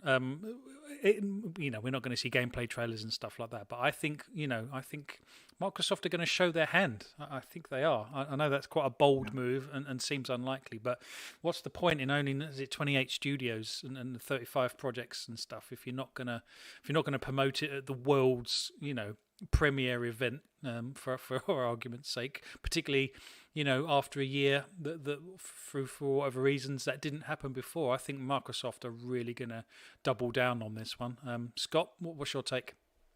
Yeah, I think just on that point, Flap, I think if you remember what they did with July, where they kind of had that map, because it's going to be a digital event, obviously, and they kind of move from development studio to development studio. I think there's a good chance that they may follow something like that for every studio that intends to show something. I think there are a few that are unlikely to be there. We already know the Coalition aren't going to be there to show anything off. They kind of said, look, we're not going to announce anything for a while, so that kind of rules out E3, I guess. And some of obviously Bethesda's studios that are still finishing, the likes of Deathloop and Ghostwire Tokyo, are unlikely to show anything there, because I doubt Microsoft are going to want to show anything of either of those games when they're coming exclusively to PlayStation 5 to begin with. Do we know how long that timed exclusive is for? I think 12 months is whether it's official or not, but yeah, it's looking like 12 months. Yeah. So I picked out a couple of things. So like Luke, right? So the thing with Microsoft is there's very little we don't know right now. There really isn't, because they've got out and they've announced so much. Obviously, there's still things that we don't know, obviously, but I'm actually not too sure how many new things we're going to see. I think we will see some new games announced, but maybe not. Maybe more like 3 or 4 rather than maybe 8, 9, or 10, like maybe some people might be expecting. So when I was looking at this topic, I put together sort of 3 things that, to be perfectly honest, I don't think we'll actually see, but I thought would be fun. So the first one, Moon Studios. Obviously, Flap, you've recently played Ori. You really like that. Now they've said they're working on an ARPG. It's likely to be multi-platform. I don't expect it to be sort of exclusive to Xbox. I think Private Division might be publishing the game. That may have been announced. Apologies if that's incorrect, but the Ori games are 2 of my favorite games I've genuinely ever played. So whatever they come up with, just Moon Studios announcing the game is something that will get me really, really excited. So I'd love to see that from them. That's probably the most likely of the 3 I've got written down. The second being, I just really want a new Viva Pinata, man. Like, I know it's the second time that shout out's been made on the show today. I just really, really want a new one. I don't care who makes it. I don't care what it's coming for, but I just even want a remaster. One. Give me a remaster. Just give me something Viva Pinata. Yeah, just something, because I have played the 360 games in the past couple of years, and they're still good, fun games to play. Like the art styles aged really well, even though obviously it's fairly old, but it's got some like limitations where the garden size can't be too big, and things like that. And I think really with sort of the newer hardware, they could really go bonkers with that type of game. I know it's unlikely, but we're talking about family friendly type of games, and I think Viva Pinata would really, really hit that market. You know what? Every time Viva Pinata's mentioned, the chat lights up with that sort of thing. And I personally think it's the sort of game that at the time people kind of played and had a dabble with and stuff. But I think in this day and age, I think there's a gap in the market for a Viva Pinata type game, particularly on the Xbox platform. I would love it. I would really, really would. Like I say, I don't expect it by any stretch, because obviously Rare aren't going to make it. So who's going to make that style of game in Microsoft's, I guess, first party portfolio? Obviously they could sort of lease it out to somebody, but yeah. And then the third one, I know obviously we've got a lot of Sega fans in the chat as always. Not anything daft like an acquisition, I don't think that's likely, but what I think would be cool to see is Sega announce kind of their own sort of collection, similar to sort of Rare Replay, where a lot of their Dreamcast games are maybe ported over to Xbox, not remastered or anything like that, but things like Crazy Taxi's maybe less likely. Well, they had a quarterly call recently, didn't they? They mentioned some of these historic titles are in the spotlight for some rejuvenation, perhaps. And one of the ones that disappointed me is Sega Rally 2 wasn't there, because that's one of my all-time favourite games. But some of the other big hitters were there, Knights and Sonic and, all kinds of stuff like that. So, yeah, it would be fantastic to see Sega kind of, dust off some of their more beloved. I know they are very arcade style, and that doesn't necessarily translate too well to a home console. I know that's very much of the arcades and stuff, but there are lots of things you can do to sort of translate across. And I loved Sega Rally. I can't believe that wasn't on the list, and Daytona and things like that. I know we got UK Dazris in the chat. He likes his driving games and stuff. But, I'd love to see Sega dust off some of the old IP. Yeah, and if you look at what Rare did with Rare Replay, it wasn't just having the games there. It was sort of the what's the expression? Just sort of the love and care and attention that they give those games. Like the presentation was fantastic. So something like that, where you get something like Skies of Arcadia, maybe Crazy Taxi, maybe Jet Set Radio, some Space of the Channel 5 games. Yeah, that was in there. Yeah, so something like that I think would be cool. Like I said, I'm thinking maybe a little wild there, but that'll be awesome. Unlikely, but awesome if it did happen. Yeah, that would be awesome. Well, I don't know. Yeah, exactly. Stranger things have happened. I'd like to see, like you say, Sega dust off some of these. Like I say, they did have a list, and like I say, Space Channel 5 was on there. I was thinking, I don't ever remember that being particularly big. I'd be surprised if they'd want to dust that one off compared to some of the others. But Boardman Gamer, let's come back to you and perhaps finish off the topic Right. before we go to Puxley with the chat. I do have to mention one that Indie Gamer put in the chat, and I absolutely agree. I'd love to see the return of 1 versus 100. I used to love that. I thought that was fantastic just to do that, and they actually gave away real prizes as well. If they could do something like that, and I seem to remember a long time ago that Phil Spencer said something like that might be coming back and returning, and that was a long time ago, and we've not heard anything since. But I loved 1 versus 100. I thought that was a fantastic game. Did any, just before we move on to Boardman Game, did anyone in the panel play that? No. Yeah, I jumped on No. it back in the day. I loved it. Yeah. So the premise was, there'd be 100 players. You ask questions, and if you get one wrong, you're basically knocked out. And it all went all the way down to the last winner. There was obviously lots of concurrent games playing on, but if you did win, there was actual prizes to be won. I think it was a Friday night, I believe, about 8 or 9 o'clock in the evenings, and it was a hosted live event. It was really good. But sorry, Boardman Gamer. Anything else before we close out the topic? Any other predictions? Yeah, I've got a couple more. I think that they're going to announce that they've bought or acquired Techland Studios. Oh, and really? I reckon we're going to have that with them then showing gameplay of Dying Light 2 with a release date of the 22nd of October this Holy year. shit! Why so specific? That's specific. It just seems that there was a big hoo-ha about it. Microsoft was helping them, then it all seems to have gone quiet, and I think they're keeping quiet because they're just going to whack it on us on an E3 and just say, this is what we're doing. We bought them, helped it, it's coming out in October. So that's a Game Pass day and date, you think, then? I think it is. And also, I think going back to all the studios in the games, I think we'll see Compulsion's game, a CGI trailer maybe. I agree. Yeah. So I think that. I've got two more. One, I think we're gonna have like we did. I think was it? No, obviously not last year before. They did like a sizzle reel of all load of new games coming to Game Pass. I think we'll have something like that, like 50 new games coming to the service. Yes, that's a good Christmas. one. Yeah. And the last one is an absolute wishful thinking on my part and a crazy one, but Phil Spencer comes out or fades in and says the Coalition are making a Superman game on Unreal 5 engine. That's the next one. That's a Superman game. Superman. Sony have got Spider-Man. Let them have it. We've got Superman. Oh, but Spider-Man's so much better than Superman. Yeah. I really don't like Superman. Yes, I have this to is a agree. fact. Yeah, Yeah. I would much rather if Batman. If it was Batman, yes, sign me up. I don't want to get into the whole DC Marvel sort of thing, but Superman's such a boring superhero. I really dislike him. Okay, here's one for the panel and the chat. Spider-Man versus Batman. Who wins? Let us know in the chat who wins Spider-Man versus Batman. What do we think, panel, just quickly? In a fight. This is in a fight. His underpants on the outside. What do you I'll think, go Scott? Batman all the way. You go Batman. Luke?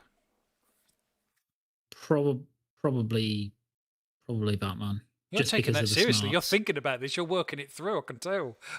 Yeah, well, I'm a huge fan of bias both. there, isn't I have a lot of comics and a lot of statues and stuff. So I'm kind of like, which one of my children do I love more? That's two Batmans, Scott. I'll be different and say Spider. Even though I prefer Batman, I'll be different. I mean, Spider-Man's like, he's superhuman. Like in the whole Batman versus Superman thing, there's no way that Batman would actually beat Superman, but somehow he did. Because he's smart.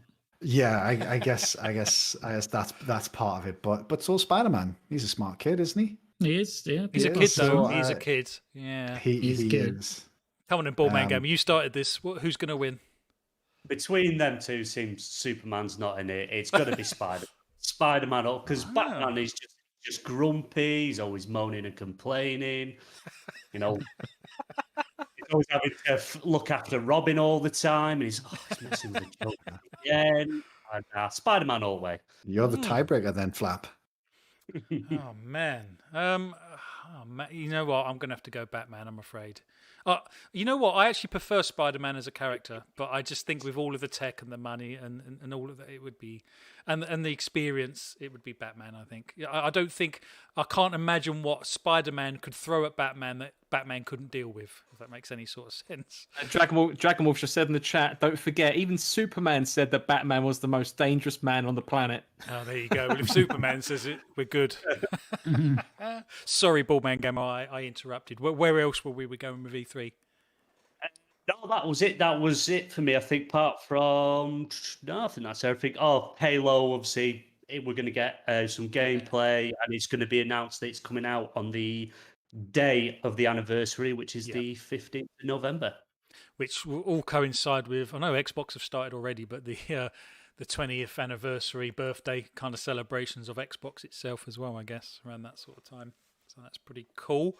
No one's mentioned hardware. I'm the only one that's going down the hardware route. I think Microsoft will want to keep the hardware stuff going. I don't know. I don't think any VR or AR or anything's in the pipeline just yet. That will certainly be announced this year. I think it's possibly in the pipeline. It just makes me wonder. Series H. Handheld. Yeah. Well, they've I find it got kind of surprising you think about hardware though, because I don't know. I just think it's too soon. I appreciate you're not talking about new Xboxes or anything, but No. I still feel like it's not quite the time yet. I know what you mean, and I do agree, but I also think that that there are many different teams that are working on this sort of stuff, and I just think that they work on stuff concurrently, and I don't know. I just don't think it's all going to be software. I think they might surprise us with some hardware announcements, and that'd be fantastic if they did. The only thing with the hardware element is if they're making a series free, which I'm certain they will be at some point, right? But surely, do we think that the kind of features they want to implement into that are some of the features that are in like the DualSense and stuff? And if so, then probably that's a little bit further out because that's kind of a bit of an overhaul. I mean, maybe not, right? Maybe they don't want to go down that route, but I just wouldn't see the point unless you're actually introducing like pretty significant new features into the controller rather than just a small revision like this. That's a fair point, but to be honest, I know I've got to be honest. I do kind of agree, but the Series 2's been up and down availability-wise for a long time. It just makes me wonder if they're going to do this kind of yearly refresh with their premium control and stuff. And I do agree. Obviously, I was lucky enough to get a PS5, and I've been playing that most of the weekend so far. And the haptic feedback in the DualSense is phenomenal. I don't think Microsoft would go down the route with the adaptive triggers, although I'd like them to. But I think certainly the haptic feedback side of things. And I also actually really like the speaker in the control as well when it's used properly. But I think you're right. Perhaps there might be a new controller coming at some point a little bit further down the line. But like I say, Microsoft seemed to do a run of these Elite controllers and then kind of run out of stock. So I don't know. Like I say, the current one's missing the share button, and there might be a few extra twiddly bits they can put on. I don't know that would certainly tempt people over, because I don't think the upsell rate on the series or on the Elites is fantastic. So there's still plenty of people out there that don't either own a Series 1 or 2. So I think there's plenty of market for a Series 3, perhaps. But perhaps I'm wrong. Pucks, let's come to hardware. Say again, sorry. I've got another hardware one that they might reveal that nobody's mentioned. Go on. The Xbox Series mini fridge. Oh yes, that's true. Oh yeah. That'd be pretty cool if they opened with that. I don't suppose they will. But... Yeah, just like normally how they bring a car out for Forza, they've just got a giant fridge in the middle of the stage. I was going to say the mini fridge closes the show. One more thing, ladies and gents. Yeah. Fantastic. Oh, Matt Diet has just said in the chat as well. A hardware prediction, Design Lab trailer, and a date for its return. Oh, you know what? Yeah. My no, they got daughter, it. my daughter's literally just had her birthday, and I didn't even realise it had gone away. If I'm honest, so I've gone on there to design her a controller like I have my other daughter, and it says it's sort of closed for business kind of thing, but we'll be back soon. It's like, oh my god, I can't believe that they don't have that. So yeah, that's a fantastic point, and I think if design labs are going to open up again, and it did say on the website coming soon, that's a great point. E3 would be a fantastic place to announce that. Absolutely. Pucks, we'll be done with you. What's happening in the chat? I've got a few things saved here. Let me just scroll up a bit. So, right at the top, Matt Dyatt says the devs that rebooted Battletoads would be a good fit for Banjo-Kazooie. If Leisure Suit Larry can still be released in this day and age, there is no reason Conker couldn't be made to fit. That's true. Matt Dart again, my predictions. Sega announcement about Persona on Xbox, potentially a partnership between Sega and /Xbox 2. I think there could be some. I think there could be some Sega Xbox collaborations there, like you said, Luke. Nothing silly like a takeover. I don't think, but some close working relationships between Sega and Xbox. I think. Adam, another one from Adam C, who says would love a new Jet Set Radio by Sega and a Sonic Adventure game. Absolutely, for both of those. Tukungula, more perfect dark footage, please. Tukungula again, Starfield and Battlefield. Game Pass Day 1 announcements. That's a good. Well, I think Starfield's a given, but Battlefield Day 1 Game Pass. And we mentioned that a couple of weeks ago, didn't we? That's kind of gone a bit quiet on that front, but that would be pretty big, wouldn't it? Oh, definitely. Another one here from Dragonmorph who says, open with Starfield and end with Halo. Wakanda Xbox news today. In my opinion, this E3 is hard to judge, as with all the new stuff, they could go with the wow, or they may disappoint, as they say Sony is not the comp, but they still hold back. Adam C again says, I like this one, Fallout 77 releasing fall 2022. Yeah, I saw that. What else we got? Yeah, Indie Gamer, bring on the Silk Song goodness on the Nintendo Showcase. Absolutely. I think that is when that will be announced, personally. Yeah. Indie Gamer again, The Ascent, 12 minutes and Last Stop, all poised for release soon. Yes. Dr. Jonas 28, I want to see more Bright Infinite. It kind of disappeared. Indie Gamer again, we talked about this already. 1 versus 100. Xbox Mic 29. I really want to see more Fable. I'm not even bothered about getting a date. I just want to see it. And Matt Dart again says, Viva Pinata Battle Royale. Anyone? Yeah, I'd take it. I'd take anything at this point, to be perfectly honest. So, wow, you are desperate. I am. Fantastic. And that's the comments. No, fantastic. Well, the doors have closed on our competition. As we said at the top of the show, I don't know if you've picked a winner yet, Pucks. I can spin the wheel now. I was going to say, if you're able to. So the competition was to win a UK code for Watchdog Legions, fantastically and kindly donated by Boardman Gamer. Incredibly grateful for his generosity with this. And we asked most UK-based people in the chat to just post in the chat, pick me. And we are now about to pick a winner at random. Is that something you can do live on the air, Pucks? I've just done it. I've spammed my wheel. I've had fireworks going off, and I have a winner. Are we ready? We are ready indeed. So our selected winner is Pixel Slapper. Oh, fantastic. Congratulations. Excellent, Pixel Slapper. Congratulations, mate.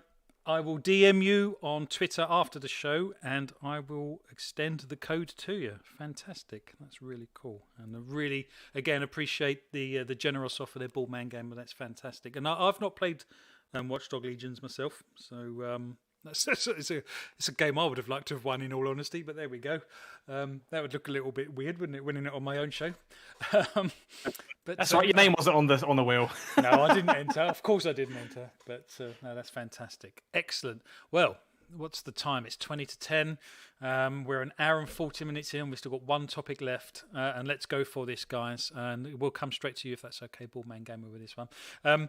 Ubisoft, and we've already started the discussion and chat. Let us know, because this has already divided some people, and we do tend to pick topics that sometimes divide our community and the chat and stuff, and even the panel. Ubisoft have revealed that they will be making less AAA games per year, and instead focusing more on the free-to-play games. What's your take on this? And I guess this is a question I'm going to ask everyone. Is Assassin's Creed too long? And should they focus perhaps rather than free-to-play games, just shorter AAA games, rather than spending all of the time and effort it takes to make these gargantuan RPGs? Personally, I've now played every Assassin's Creed game. As I said, I played Rogue So earlier is on in it the fair to week. say you're a fan of that series? I'm definitely a fan of the Assassin's Creed. The storyline and everything's absolutely bizarre, and I think anyone would struggle actually following it all the way through.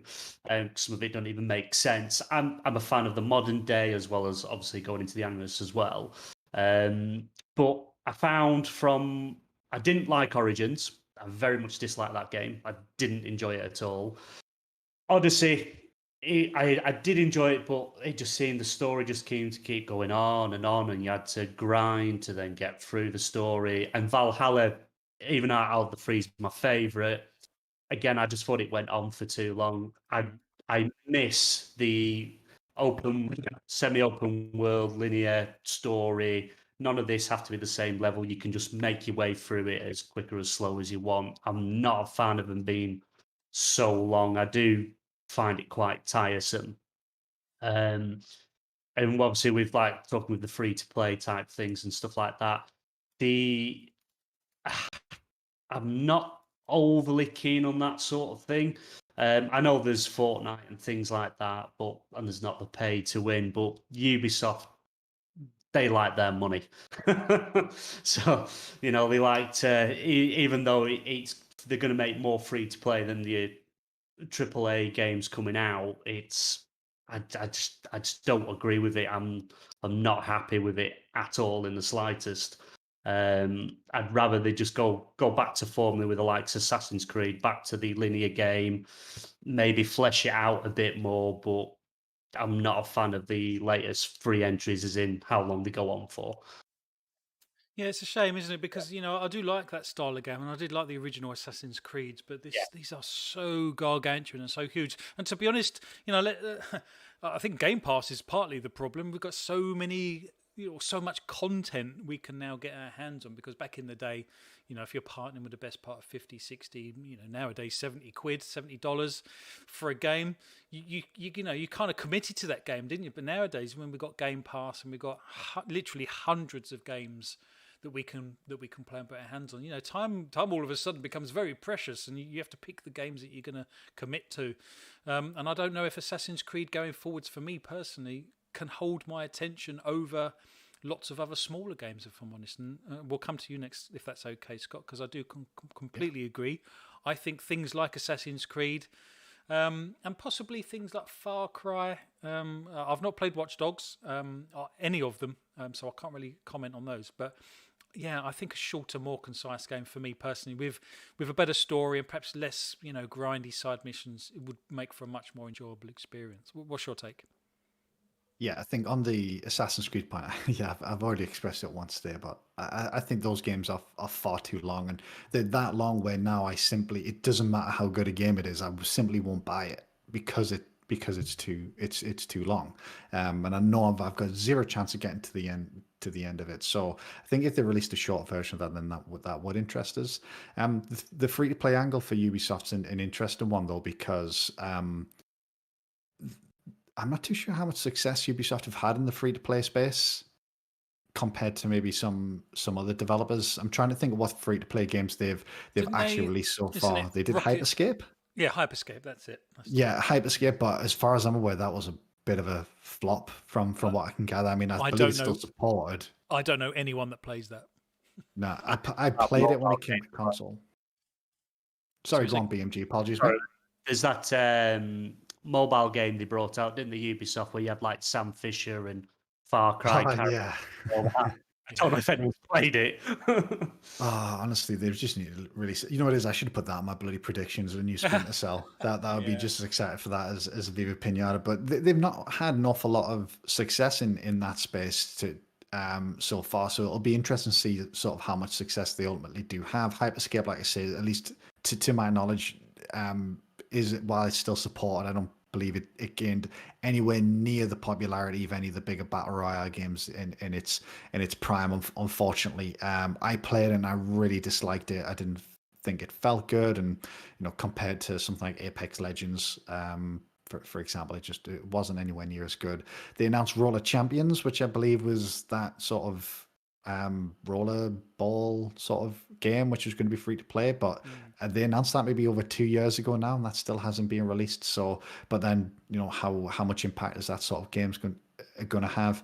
And then obviously fairly recently announced the Division Heartlands, which I'm not too sure what to expect from that game, but obviously it's a free-to-play game in the Division franchise. I really like the Division, actually, so I will be curious to check that out. But they've not had an awful lot of success, in my opinion, with free-to-play games. So it's interesting that they've committed to something that, at least from the outside looking in and from my perspective, doesn't appear to have been that successful for them so far. I think probably the most successful game that they've had that's kind of in that space is Rainbow Six Siege, where the base game now might as well be free. I think it's sort of like you can get it for $5 or $10 or something like that. But obviously they make the money from that, and I believe it's Renown in Siege, and obviously you have to buy the additional characters as well. And obviously Rainbow Six Siege has been hugely successful for them, but not necessarily free to play. But obviously that might be a model as that game's evolved that they've thought, right, we kind of maybe want to do something similar to that. But then you look at the rest of the franchises that they've got. If you look at something like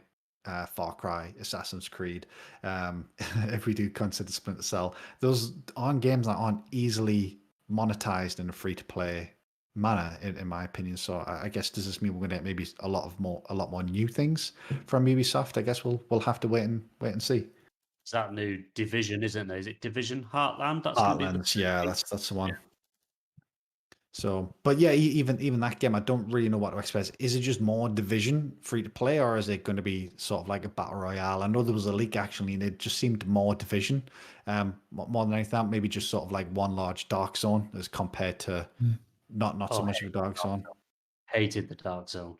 I thought the dark zone was fascinating concept that I really, really, really, really wanted to work, but I just don't think they quite nailed it, unfortunately. So it is something that I'll check out though, definitely, because it's free to play. There's no barrier to entry. But how many of their games can they free to playify, for lack of a better term? Yeah.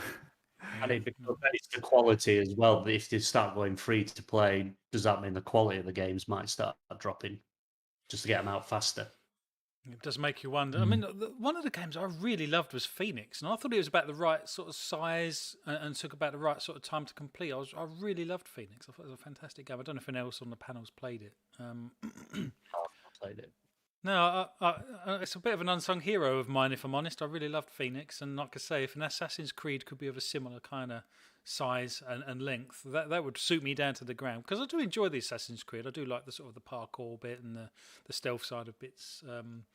So it's just, like you say, it's just such an absolute commitment to have to grind through it, to go to all of the areas of the map, to do all of the side quests, just to upgrade your weapons and skills to a point where you can actually take on the final boss and things like that. Luke, what's your take on the free to play side of things with Ubisoft? I could understand, like Scott said, I could understand if it was Epic.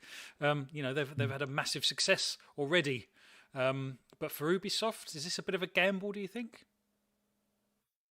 Not necessarily. I think it's important to put the comments that they made into context, which is that they were talking about this in conjunction with an earnings call, which is a call held by effectively a public company with its shareholders or major shareholders, anybody who wants to join. And it's kind of talking about the broader strategy of where Ubisoft want to go and how they're supposed to be delivering value to shareholders and to the company as a whole. And it's a weird one because they didn't. If they actually came out post conference, I think they clarified this with IGN to say that they're not. The quote was something along the lines of they're excited to be investing more in free to play experiences, but they wanted to clarify it doesn't mean that they're reducing their AAA offering by any stretch. And I think that's important to them because what Ubisoft were effectively saying is that, look, we're looking to generate a lot more revenue not just tied to AAA games, even though they're like our bread and butter, but also there's this whole world of free to play where you can make an awful lot of money, particularly if you have existing well-known franchises like Ubisoft do. And even if you don't, it's funny that you touch on Phoenix, right? Which I don't know how successful that was for Ubisoft. Probably not a huge success, although it probably did okay. But you look at that game, and then you look at Genshin Impact, which is artistically quite similar, and it's also an RPG which is free to play, that makes absolute truckloads of money, like unbelievable amounts of money. And Ubisoft probably look over at games like that and go, well, why don't we just focus some of our effort into something like this? Kind of a AAA free to play experience, if you like Genshin Impact is, and we can make an awful lot of money out of it. So it's sound business sense. It makes sense. AAA games are becoming bigger. So the part of the point on the earnings call was that they can't just tie their value to releasing AAA games all the time, because some of them are taking longer. Skull and Bones is a prime example, right? It's supposed to be a big title for them. It's being it's been delayed so many times, no doubt because they're reworking it completely. So it does make sense. And I think so. I don't think there's anything to quote unquote worry about per se. I think you will still get all the usual stuff you get from Ubisoft, hopefully with some new stuff as well. Cough cough, Splinter Cell, something like that. I think from my perspective, none of this really matters a great deal, because it's very rare these days that I'm excited for a Ubisoft game. So there are, really? ones, genuinely. Okay. The problem with Ubisoft is out of any company that exists in the industry, they deliberately homogenize their games so much that they become not interchangeable by any means, but it's very much been there, done that all the time with Ubisoft games. So you mean climb the tower, unlock the map kind of thing? Yeah, even stuff like Far Cry, right? Far Cry was always Far Cry. 1 was a bit like Crysis. 2 was this really kind of cool concept of kind of survival elements, but it was different. 3, probably the pinnacle of the series. But now you have Far Cries that are introduced where they've got RPG mechanics. You know what I mean? Like they've got loot systems in a Far Cry game, in a first-person shooter. Same with Ghost Recon. Ghost Recon, exactly. Yeah, exactly the same. And they become this kind of sticky, conglomerized mess of a game where there's so many systems that are bolted on for the sake of bolting it on that it's not enjoyable to play. And if you couple that with the length of these games, it completely wipes me out from most of their offerings. Now, like Far Cry, I'm still a big fan of Far Cry, so no doubt Far Cry 6 I'll pick it up. Assassin's Creed went from, I remember playing Assassin's Creed 2, which is still one of my favorite games of all time, and I was a huge fan of that franchise, to now where I just really don't care. Like, I don't care about it. I think Black Flag was the turning point for me. That was the pinnacle for me personally of the series. Yeah, and that was a good game as well. Like, after that, it kind of went a bit downhill. I just don't care. Ghost Recon, I used to love kind of the classic Ghost Recon games. Don't care about them now. Even stuff like, and this is a big one for me, and I am looking forward to seeing this, but it's so endemic of Ubisoft to do this, which is to take this quirky, super creative niche game in Beyond Good and Evil, and then say, okay, well, we're making a sequel. Everybody throws their hands up. Yay, we're getting a sequel to Beyond Good and Evil. It's a service game. So, and it looks super cool, and I'm looking forward to it. And that universe is awesome. So, it will be interesting, but it's still a service game. And all these articles that came out about Ubisoft weeks and months ago, all the issues, and they had a particular kind of oversight creative director, if you will, who just kind of poo-pooed any kind of unique ideas and really came up with the formative idea of a Ubisoft template, and he's gone now. So maybe we'll see some new stuff, some kind of creative endeavors from them, and I'd hope. I mean, you've got stuff like Riders Republic, which is quite different. Still a service game, but it's quite different. So I think Ubisoft will keep doing what they're doing. I hope they do extra stuff. They'll do free to play stuff, but I suspect it'll be high quality stuff. In line with what they already do. But for me, it just doesn't. Very little from them interests me nowadays.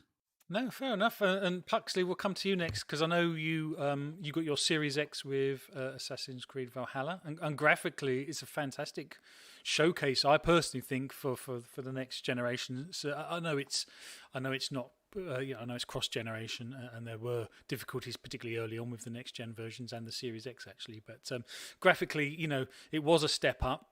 Is it a game that you enjoy? Do you think more Assassin's Creed is in order? Is it in the right direction, or do you think it needs a bit of a stop start and sort of reevaluate where it's heading? Yeah, I kind of agree with most of what's been said. I mean, I originally wasn't really too fussed about Valhalla. I mean, I only really played it because it came as a bundle with the Series X, as you just said. And I ended up absolutely falling in love with it, like loving the open world aspect. I was a bit unsure about the, what do you call it? Like the skill tree, like the stars thing. You have to kind of assign points. I kind of, as Luke kind of alluded to as well, it's like, for me, that felt like it was kind of bolted on because all it really did was help raise your level, which, behind the scenes just raised a few stats here and there. It didn't really, you got a fancy new move. But for me personally, I found myself not really using any of the special moves at all. Like, I was so kind of muscle memoried into the default attack and defend controls that I wasn't too fussed about having to click all different buttons to do different combos, which ultimately don't work very well anyway. Mm-hmm. So things like that kind of felt like I don't want to say a missed opportunity, but I don't know. I felt like they may either be implemented a bit. I don't even say better. I just think it wasn't really needed personally. But I finished the game and most of the main kind of side quests after about the 90-hour mark. And if I'm honest, I got to about the 60-hour mark, and I thought I've just about had enough of this now. I was starting to get a bit tired of it, but I wanted to finish the story, and I wanted to kind of just see what else the game had to offer. I mean, I'm happy that I finished the game.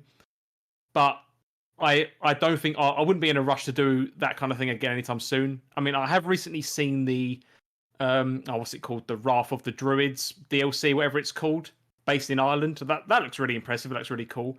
And I would hope that's only a, I don't know, 10 to 15 hours worth of gameplay or something. If that's another 30-hour experience, which it may well be. I mean, I don't think I'm going to be that fussed to jump in. But then, I mean, there's some people in the chat which have also said that they love those long experiences. But on the flip side, there's also been a lot of people that say, you know what, I don't have time to put this time in. You've either got, as you said, a large back catalogue of other titles we want to play. And sometimes it's hard to just chop and change and switch on the fly. Because, if you're involved in a pretty deep story in one particular game you're enjoying, it's not the best. Or, most people don't really like to just switch to something else, which also might have an in-depth story, and then you're constantly flipping between the two. So, in terms of a change, I mean, they definitely went the RPG route, and again, I completely agree with the panel and Luke about Assassin's Creed 2 for me, again, was the pinnacle of Assassin's Creed. I liked where they went with Assassin's Creed Black Flag. I did also really enjoy Syndicate, but again, it was moving away from the whole Animus real life, Templars and Assassins in the current day kind of story aspects. So I think it could do with changing up, but again, I don't know. I mean, if you've completed Valhalla and you've seen the ending, I mean, the whole game for me felt like it was just an excuse to have a game based in open world England, which was a very great environment. But there was that one cutscene right at the end of the game which kind of ties all different things together. So it kind of opened it up story-wise to, right, okay, you could make this really interesting and go back to the story's roots. But again, it's been a long time since we've been at the roots of the story. I just don't know whether or not Ubisoft are willing to make that change. I find they do try and push a lot, like microtransaction-wise, because they seem to be that long, yet they offer you an option to buy an XP boost so you can level up quickly and get through the game quicker. I find they're trying. It's almost like they're trying to encourage you to get that to help you speed up the game and level up quicker. Yeah, that's true. And adding on to that as well, actually, like one of the things I get, but I don't get really in terms of why people would buy it was things like you could pay real money for like tattoos to go on your character's body. But I know you can hide like armor and stuff, but I don't see why people would do that. No. Like, why would you pay for a tattoo skin when it's much cooler looking to have your decent armor you've worked all game to unlock? Well, and in a single-player game, you don't even get any bragging rights. Exactly. and similar with the boat as well. Like there was all sorts of pretty cool-looking skins you could download and pay for. But like looking at the prices of these things compared to how often you actually look at it, I just didn't get it. Like, do people really pay for this stuff? I mean, yes, they must do, I guess, but I just don't understand it. But hey ho, that's the world we're moving in, I guess. Was it Assassin's Creed Unity they first started introducing that sort of thing? It was treasure chests all round, pay real world money. I think it was actually, yeah. Was it that the Helix cores or credits, whatever they were called, you paid for? Yeah. Credits, yeah, I think that's right. Yeah, but you can currently buy that game on CD keys for 69p. Well, that's ironic. Are we up to speed with the chat, Pucks? I've got a few. Where am I?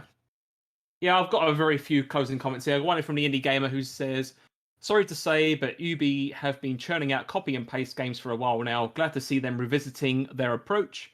The strange thing is, though, the strange thing is that lots of publishers and devs, they copy and paste one of their games and paste it all into the next gen. A little bit like FIFA, FIFA 21 is going to be very much different from FIFA 22, but Ubisoft seem to do it between their different game franchises, don't they? So, like you say, Far Cry.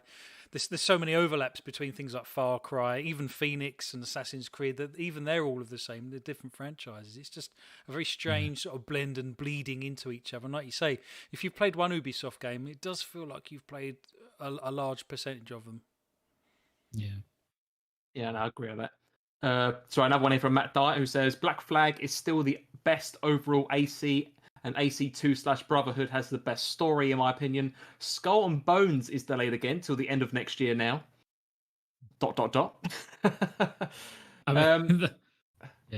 Yeah, go on.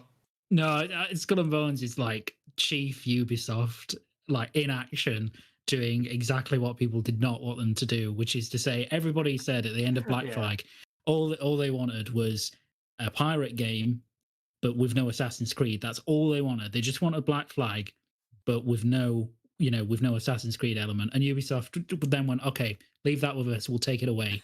We'll do you justice. And came back with an open world ship combat multiplayer game. And that's why Ubisoft, kind of in a nutshell, going, we don't really want to make another single player game or just something RPG based, like solely for that. We want to make something like this. And the reason it's been delayed so many times is because no doubt they're actually reworking it now into what it's supposed to be. It'd be interesting to see if we see a trailer or anything in some point in the near future, but we'll see, I guess. Two more comments. Sorry, one here from They Call Me Rick. We kind of alluded to it anyway. Is there any news about Beyond Good and Evil 2? And that's to the panel, I guess, but I know we kind of touched on it already, right? Yeah, I've not heard anything. Yeah, no, it's super ambitious, and it's got a ton of developers on it, and they're doing I can't remember what it's called, the Monkey something program, where they kind of do dev updates every couple of months on where it's going and stuff. But it's so far out that they're probably just putting their head down, trying to actually get it to the vision they want to. Yeah, no, fair enough. Sorry, final comment here from Indie Gamer. I guarantee Fall Guys will go free to play now that Mediatonic have been acquired by Epic Games. I think that's a pretty fair assumption. That makes sense, doesn't it, to me? I think the game mostly gets its money from in-game skins and stuff anyway, outside of obviously a cost to jump in. But it makes perfect sense to me just to get rid of that entry cost. And how many contestants are there? Is it 60 or is it 100? 60. 60. So to me, that makes perfect sense, and I can't believe it wasn't free to play to start with, because you got 60 other competitors straight away. So to have a unique sort of avatar or unique skin or whatever absolutely makes sense amongst amongst 60 other people. Yeah, while that wasn't free to play from the very beginning on every platform that there possibly was, I don't know. Obviously, there's limitations with the developer and what they could do, I guess. But absolutely screaming out for that to be a free to play game, I think. And that's it for the comments. Fantastic. Well, thank you very much. I've had an absolute blast today. We've got up to 41 viewers. Fantastic. Really appreciate that, guys. If you can smash the like button, we will be very grateful. If you're new to the show and you like what you've heard, a subscribe and a share is always welcome. If we can help spread the word about the show, we are trying to grow. We're still not even a year old yet, so that will be coming up in late July. We'll be a year old, and really excited for E3. Got some great topics, a fantastic giveaway. Thanks to Ballman Gamer. Congratulations to Pixel Slapper. Chat, as always, brought the fire. I love it when we bounce off the chat and you bring all of the comments and stop us in our tracks sometimes and make us think about things we haven't necessarily thought of. Had an absolute fantastic show. We'll come to you first, Pucks. Thank you for being here, my friend. Did you enjoy today's show? Oh, definitely. I mean, always enjoy a show, especially when we've got our other panel member, which is you, the chat out there. Like when you guys are on fire, it just completely lights up the show. And very much appreciate all of you being here. But yeah, always enjoy these shows. Love discussing it with the GPG crew. And of course, it was great having Ballbang Game on for the first time as well. Great to hear your voice for the first time. It's been fantastic having you on. Exactly. Luke, thank you for being here, my friend. We did a chat review of Resident Evil 8 during the week. It's on our channel. If you haven't seen that, or if you're considering whether you might think you'd like Resident Evil 8, go and check that out. We've both completed that now, Luke. Both really enjoyed it. Hopefully we're going to be doing a chat review soon of some other new upcoming games. Hope you've had a good show. How did you find it? Oh yeah, it's fantastic. Yeah, I'm also glad I finally got to reveal to the world my disdain for Ubisoft these days. Yes, this is the platform for that. Which someone needs to hear this opinion, and I'm glad that 40 plus people did. Awesome show. Was really great having BMG on, who I thought was great. And chat was awesome as usual. You guys are always awesome. Always love doing this. So yeah, it's fantastic. Fantastic, completely agree. Scott, as always, thank you for being my friend. Ubisoft. That was going to always light the chat up. I think it's one of those emotive subjects, and like Luke said, it's not until you put a sort of a magnifying glass over them that you actually realise how formulaic and stuff it is, and it was a good topic. So thank you for being here. Hope you had a good show too. No, I appreciate it, Flap. Always a great show. I do need to ask you a question though, Flap, if you don't mind, because I've been wanting to ask all show, but I don't think you've addressed it. But what on earth is this game that we're watching at the moment, man? Oh no, I didn't. Did I? meant to do it top of the shop. Because it kind of reminds us of the Nickelodeon TV show Cat Dog meets the Nokia game Snake on back on the old Nokia 3310s. It looks like such a bizarre game, but I had a great show as always, mate. Thank you very much for having me on. No worries. Well, this is a game called Fogs. This is actually Puxley's gameplay footage. Give us a brief synopsis of the game, Pux. Yeah, well, the game doesn't really give you too much. So you kind of out of nowhere spawn as this double-headed body as dogs, and you kind of have to go around and solve these puzzles. It doesn't really allude to what the story's all about, but effectively you control one of the heads with the left stick and the other one with the right stick, and you use the bumpers and the triggers to kind of grab and bark and do other stuff. And I'll be honest, it's quite a bizarre experience when you try it for the first time, because one's red and one's blue, as you've probably noticed, and it doesn't necessarily make it clear which color, which control stick controls which colored dog. So you're kind of constantly getting confused as to which you think you're moving left with the one you think you're controlling, but you're not, and you're about to go off the edge. And you've probably seen me almost do that a number of times. There's actually a segment coming up very soon as I'm seeing it that I go around like the top of the bookcases here, and then again I think I'm controlling the other head when I'm not, and I actually end up falling off. And then I think I actually managed to soft lock the game, so I had to kind of jump off the edge to reset it and then refinish the puzzle, which was quite bizarre. But again, it's on Game Pass. I advise you give it a go. But it's an interesting experience. Yeah, you know what? It's funny you say that because as soon as watching it, I could tell that's how controlled at the very least. But yeah, like I said, just it's cat dog meets snake, which, but like is if anything, is quite an appealing proposition. To be honest, I'm gonna have to check it out. I did have a little go. It is a peculiar game, and it does this really weird and wonderful thing how you can split the controller. So, like Puck says, you can actually play it single player, controlling each end of the dog with one stick, but you can actually share the controller or a different stick cool. with a controller with someone else. So it actually makes a very compelling 2-player game as well. So Yeah, Indie Game in the chat just said that, yeah, Pucks, it's designed to be a 2-player game. I can completely see that. But it's not online co-op, as far as I'm aware, though. At least it wasn't on console. So if you're like me, you've got a partner that's not too interested in playing this game, but you want to try it out, then you're kind of stuck controlling it all yourself, which is a bit of a shame. Exactly. But it's an enjoyable game. Well, last but certainly not by no means least, first time on any podcast, I believe. I think you did an absolute stellar job, Boardman Gamer. Thank you twice over. Thank you for being here, but also thank you for your generosity on today's giveaway. Congratulations to Pixel Slapper for that. Hope you had a good time. What did you make of it? Absolutely brilliant show. Like I say, yeah, it's my very first time being on a podcast, which is a completely different experience to just being in the chat. But I thoroughly enjoyed it. It's been an absolute honour for you to invite me on, and I absolutely loved it. And can't wait for next week's show to be in the chat next time. No problem. No, well, we'd certainly gladly have you back on the show. So as I always say, expect your invite in your DM box. But no, it's fantastic. Thank you for being here, chat. It's been an absolute pleasure, as always, guys, gals.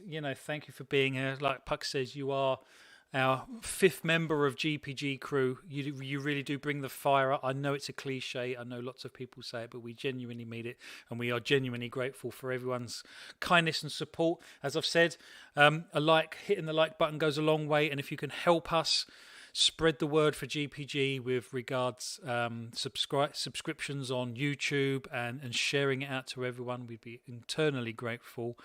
Thank you for being here, and we will see you on the next one.